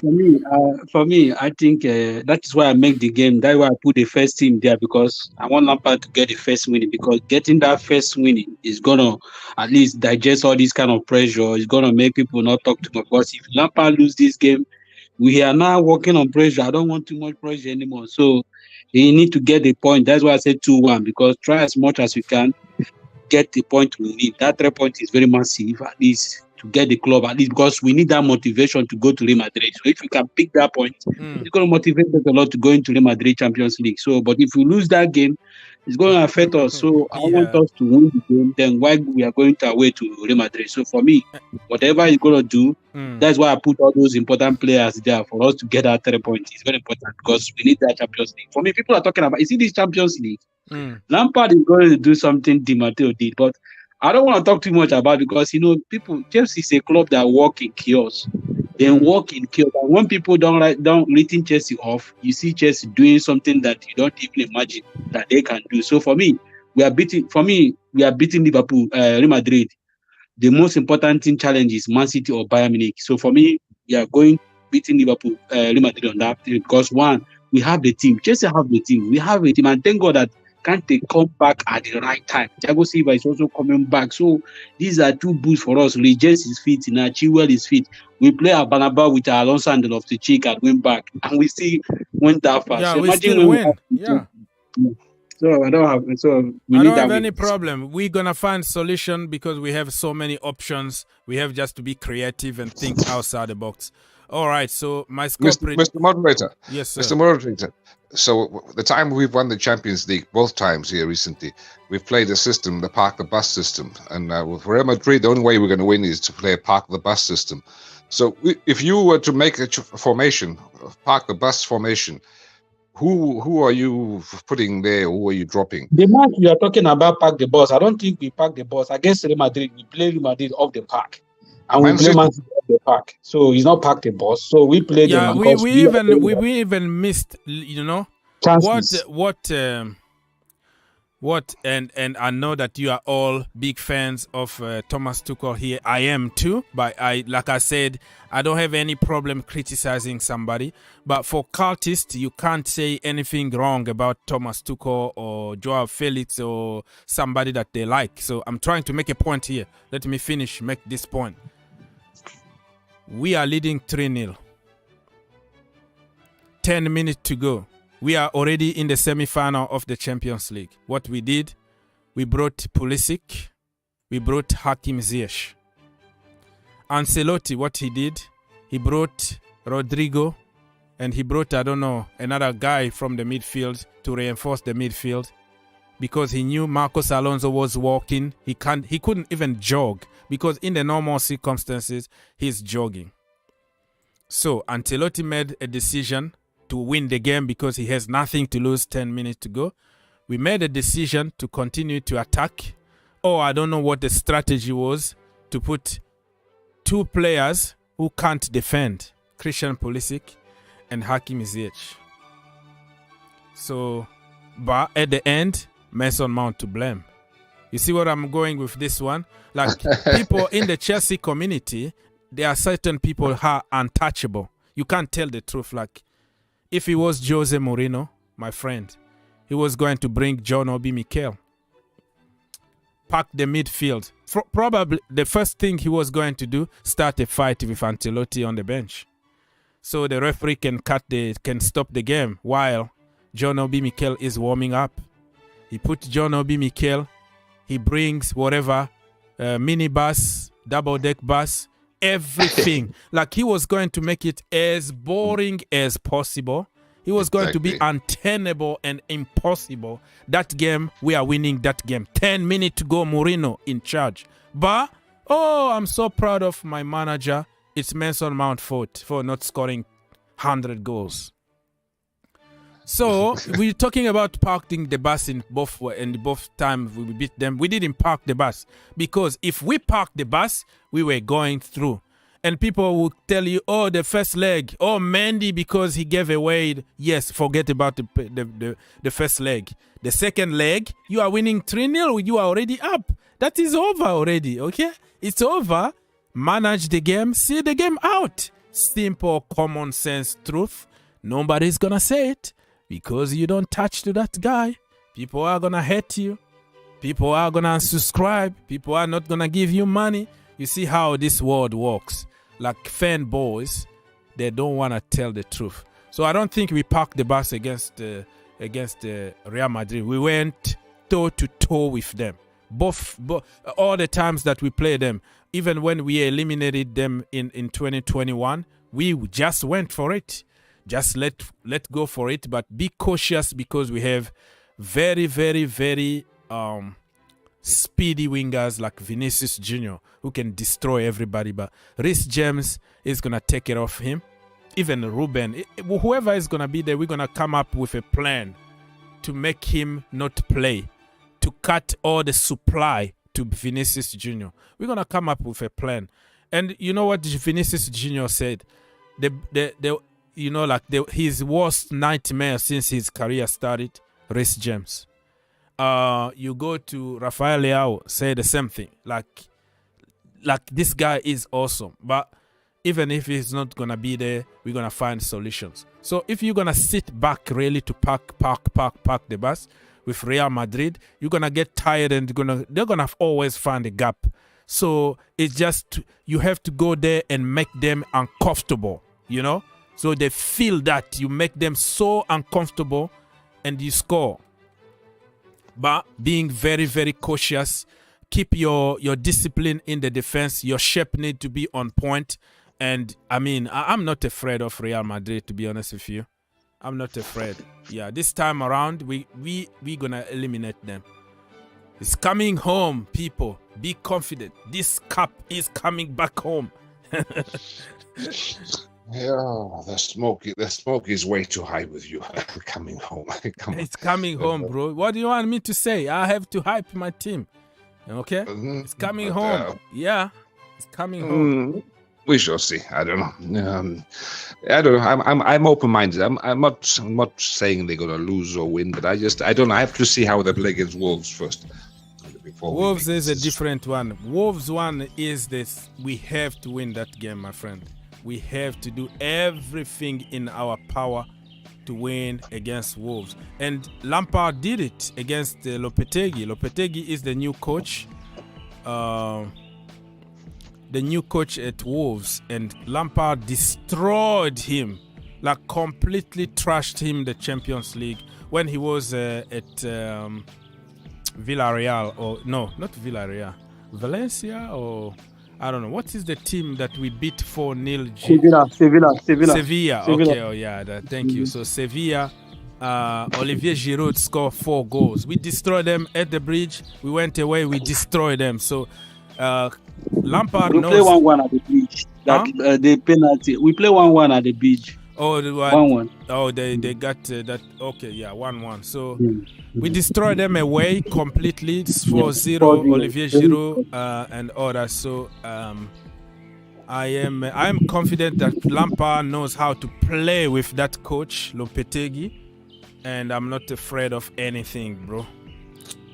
All right. You know when a new manager comes in, like let's say it was Lampard comes in, and every team, doesn't matter what team it is, there's always 1 or 2 victims. I say victims. I say which players, which are regulars, which suddenly are dropped from with the new manager. Who are potential victims for under Frank Lampard? Maybe that we've been playing regularly under Potter and Tuchel. Kepa Arrizabalaga first. Kepa, okay. I don't see Frank Lampard go through that kind of nightmare with Kepa Arrizabalaga. I don't think it's possible because Mendy have been poor. All of them, but it's there is a context behind it. The so-called poor form. Like I've been telling people, forcing people out of their comfort zone is making many of our players very poor. Like I said, Mendy is horrible with his feet. All the time, what he got from Jorginho, always pass to Mendy. You know, sideways, backwards, sideways, boom, boom, boom, Mendy. They tell Mendy to do what he can't do. So if you keep it simple, you look at the season that we went to win the Champions League because he played like Peter Cech. That's what I'm asking for. But Kepa, people just hype him or he can play with his feet, but I don't really see anything special when it comes to playing with his feet.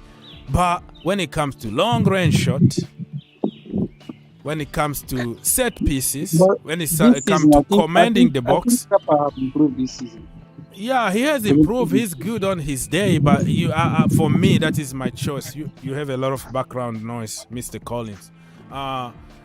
That is my opinion. I'm not saying that I'm right, but this is my biased opinion. For me, I will go with Mendy because if we keep it simple, Mendy is better in many aspects and very important aspect of the game. So so for me, I will tell you, I will let you say who do you think is gonna be the victim when Frank Lampard is here. I think for me it's gonna be Kepa Arrizabalaga, and who else? Wait.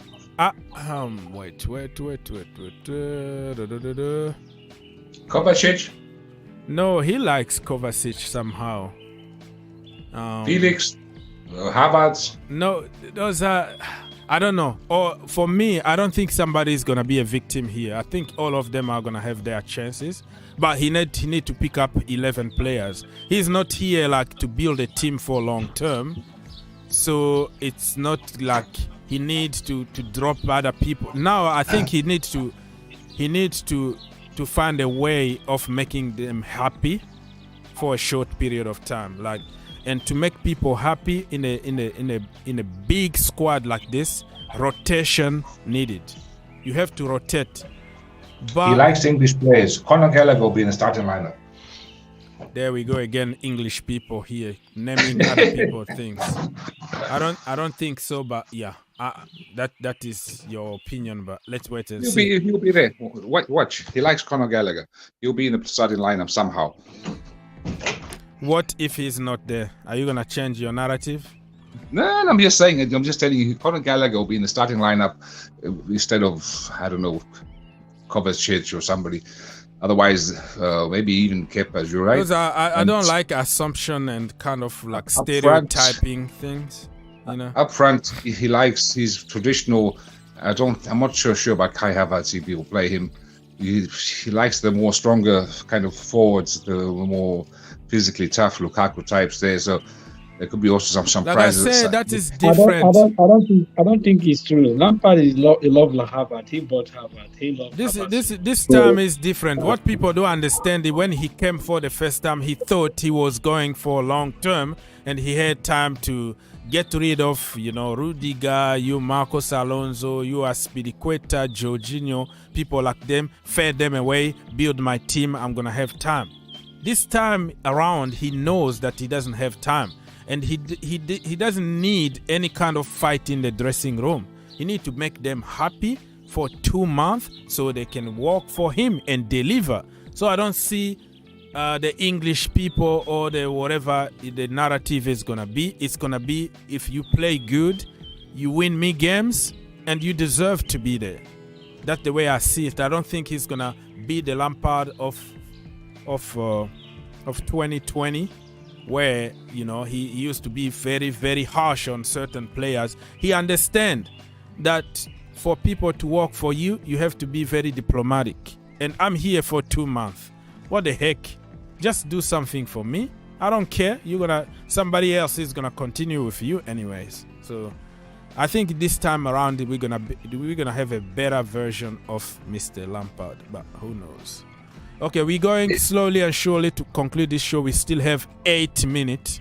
I'm going to give all of you guys time to talk and conclude. 8 minutes, and then we are out here. Okay. Like he asked the question, who is going to take a fall when it comes to Lampard regime? So I don't think people are going to take a fall in this coming back of Lampard because, like the man just said here, he's not here to fight for maybe to become a permanent Chelsea coach. He's just here for 2 months. Guys, can we come and do this for 2 months and we now live in peace?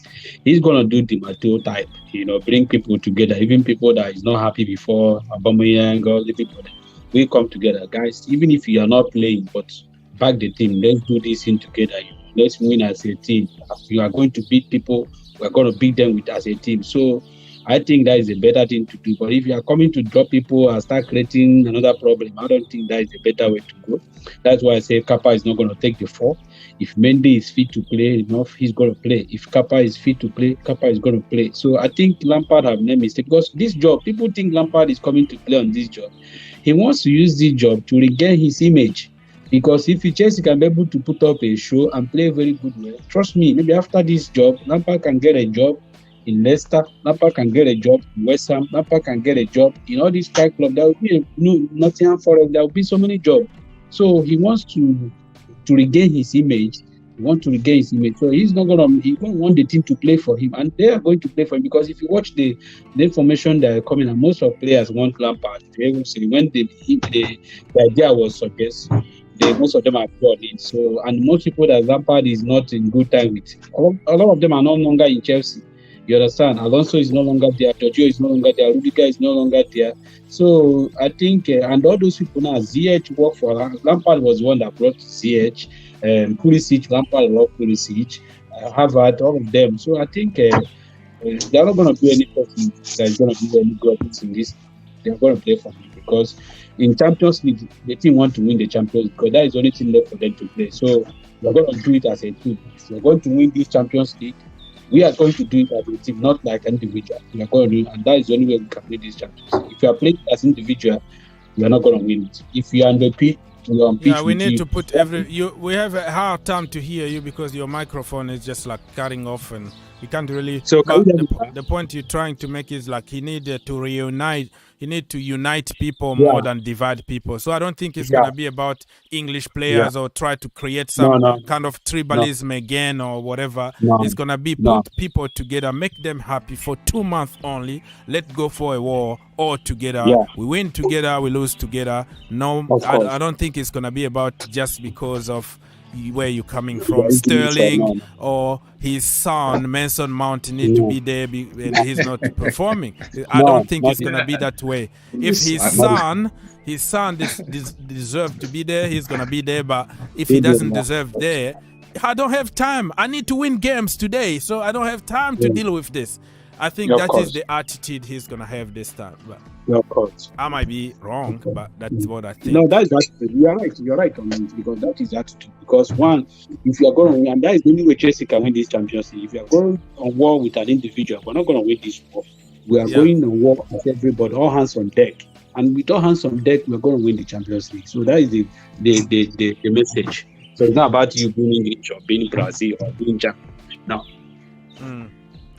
And Mr. Collins has a very excellent point there, by the way. So he said this is a golden opportunity for Lamps to how can I say, to fix his image. So his image is very tarnished after failed derby, failed this. So it's a chance for him to redeem himself, to fix his image, and don't forget FFP. There's going to be a big clearance sale out of Chelsea. So that a lot of players are playing for their jobs. So they're going to play like crazy because they are scared, knowing that maybe 10 or maybe 8 or something players have to go. So everybody wants to keep their job, So it could be very interesting to see how that's going to work out. I think that maybe good things will happen because when when there's competition, when players have to fight for their places, they perform. There's no more time for laziness. There's no more time for playing half and just not giving the effort. Because you'll be gone. Right. So this is maybe not such a bad idea. I don't know. Yeah, give it a chance. So, Mr. People's Republic, your closing statement for the day. We're gonna come back probably tonight or tomorrow. I don't know yet, but I'm gonna have to catch some sleep, and then I'm gonna think about what to do. Sleep. Yeah. Yes, I have to go back to sleep. What are you talking about? It's still night. What time is it then? Let's go. It's still so dark outside. Been raining the entire freaking night. What time is it? I woke up 3 o'clock in the morning. Okay, it's America, so I don't know what time. It's almost 2 o'clock here, so I don't know what time you have there. Oh my goodness me. 2 o'clock? It's 10 here. It's 10 p.m. here. I'm not in Eastern right now. I am in Central Indiana. Okay. Yeah. Okay. You guys have different time zones, different climate, different everything. Yeah. That's America for you. Yeah. So we have like 4 different kind of time zones. So 4? Yeah. In America, you have 4 different time zones. Yes, of course. And even more than that, because if you add like Alaska and other territory outside the U.S. and then that more than that, yeah. So like how many hours? Even Central Time got to. They are different even in the Central. Like Central Time Indiana and Central Time Missouri is completely different. So like if let's say New York time and Los Angeles time, how many hours difference? 4 hours. Wow, that's a big gap, man. That is like 10 o'clock at night time one place, and then it's 2 o'clock in the morning somewhere else. Yeah, that is very weird. That's why God is great. That's why God is great, Yeah, because somebody else is going to work, you're going to sleep. Somebody is having a breakfast, you're having already your dinner or lunch or something. It's always 5 o'clock somewhere around the world. All right. So if you want to watch sports, let's say football or whatever, so you got to really plan these things because of the time difference. Yeah, I have a lot of alarm, different kind of competition. Depend. And most of the time I do it like at 3 o'clock up in the morning, specifically because my Blue Army, everybody is like quiet at home. Nobody's gonna like do anything or come and knock the door. So I'm like, okay, let me just do it this time. All right, Mr. People Republic, can you give your closing statement for the show and come back when we announce Super Frankie and the revolution start, brother? Revolution. You should see it. Huh? Go to Daily Mail, you'll see pictures of him already, the training session there. I don't know if you saw the pictures. No, that is an odd one. Because even me, I posted some all the training sessions and all the interviews and press conferences. I was from today. The pictures from today. Okay, from, daily. Let me check live yeah, now. Daily Give Mail. me a second. Let me figure out. Daily Mail. No, I think it could be Football Daily or something. Let's double No, check. Daily Mail. The Daily Mail online. Just write Daily Mail online. No. Okay, let me double check. So they have today's training. Wow. That's today's pictures from today. Daily Mail online. Online. I don't even know if I follow them on social, but It's a newspaper. yeah, Daily Mail online. Boom. So here they are. You go to sports. You'll see the football there or something. That's sports. I think thing they there. have a specific page for football. So let me search immediately the football page one. I don't know. Daily Mail. I don't know if I have them here, but I think one of them is called like football or something. USA. No, just Daily Mail sport or something. It's called a sport, I think. Okay, sports. So those Daily Mail Sport. Let's see. No, this could be an individual creating a fake account. But anyways, if that is true, okay, it is what it is. Because I can't find them here, so there are so many Daily Mail. There's a big Daily Mail. You have it in America, and you have it, obviously it's a big English newspaper.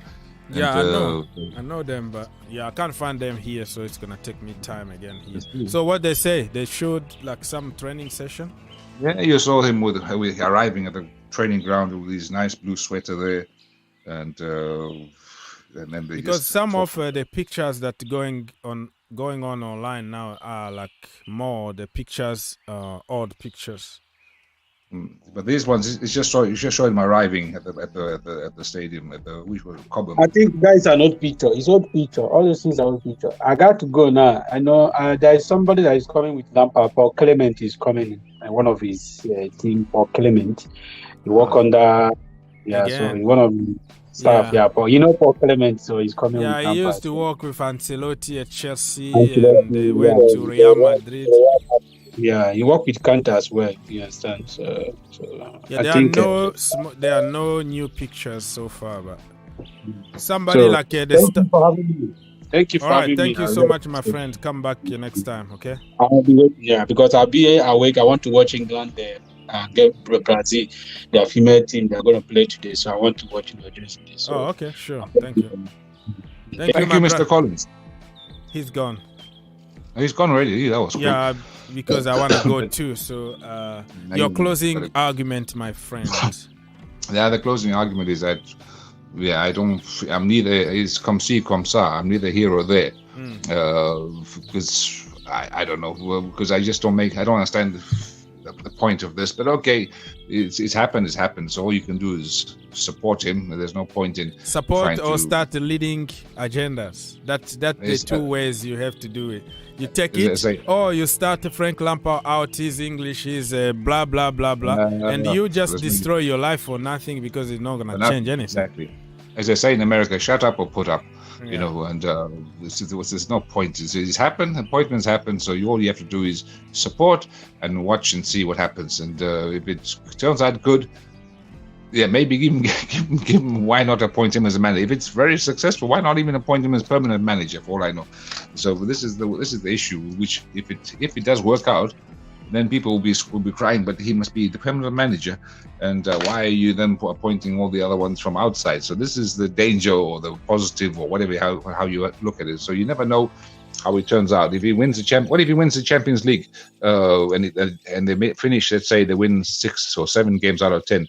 Are you going to still hire somebody else, or are you going to keep him? I still want him to go. That is going to be a perfect time even for him to go and put himself in the position to get a better job somewhere. I want him to be just here for 2 months. If we win something good, that is going to be a good opportunity for him. But next season, we need somebody else. Yeah, anyway. Okay, anyway, we'll speak to you later if you come All back right, my later. friend. Thank you so much. And see you next time. All right, people, I've been here for more than 3 hours. I'm tired, hungry. it's just too much. Thank you so much. He's not announced yet, but when he's announced, probably I might come back for another show immediately, just so we can enjoy it together, or people can complain. No problem, but it is what it is. Mr. I can't read your name. I'm sorry. Why is Aubameyang not among Chelsea players? We don't know. We don't know yet. Let's wait and see. Frank Lampard first training session today before we start making judgment. So we're gonna see if he's gonna be in the training session with Frank Lampard, and if he's gonna be given a chance again to play football for Chelsea. So let's just wait and see. Everybody, it was a pleasure to have you here for all this time. God bless you. You guys are amazing. Don't forget to like and subscribe. I don't know. Let's get to 50 likes, man. Only 2 people to get there. Why are we stingy this morning? Let's do it. 1 click away and you can give me 50 likes. This is a small channel. I need as much help as I can get from you people. The more you like, the more this channel is going to be successful. We are getting closer and closer to 900 people. So today or tomorrow we're gonna reach 1,000 people in the channel, which is amazing. You guys are absolutely legend. You are killing it every single day here. Let's get to 1,000 as soon as we can. So if you haven't subscribed yet to the channel, do it and call us just like anybody, you know. We don't care what team you support. You just have to click on the link that always we provide for you to call. So don't be shy. Just call us and let your voice heard. What I'm going to do here, Mr. Mabast05 say, Harry Potter showed zero passion on the touchline. And the job was too big for him. Yeah, Harry Potter is gone, my brother. He's gone. Mr. Uchina said that I see Frankie getting his job permanently. Come to think of, I don't need anything. I don't know. Let's go game by game. I just want him to do good and rebuild his reputation and probably find another job. We're going to talk about that later on. Let us win against the Wolves first and then do good a bit against Real Madrid. Beat Arteta because I want to beat Arsenal so badly. We have to beat Arsenal at any cost. We need to put some pressure on them. I know they might go and win the Premier League, but we have to take 3 points from them. Arteta took a cup from Frank Lampard. This is a perfect opportunity for Frank Lampard to get his revenge by getting 3 points away from him and put him in a very difficult situation to win the Premier League, you know. So there are certain games that we have to win no matter what. I see Frankie getting the job permanently, second chance. Yeah, I already read that. Thank you so much, my friend. Come on, man. Why people are so quiet and stingy? Let's go. Give some likes before I leave here. I'm struggling even to get 50 likes. Can you believe it? I've been here for 3 hours, more than 3 hours, talking and talking and talking. And I'm in another location, by the way. I'm not really home today. I'm in another location. I'm not gonna tell you where, but I need all kind of support that I can get. Let's go. Let's do it. Let's get to 50 or more than 50 likes. But anyways, it's not an obligation. If you don't want, you can put it in your pocket, save it. No problem. All right, people. I'll see you in a little bit.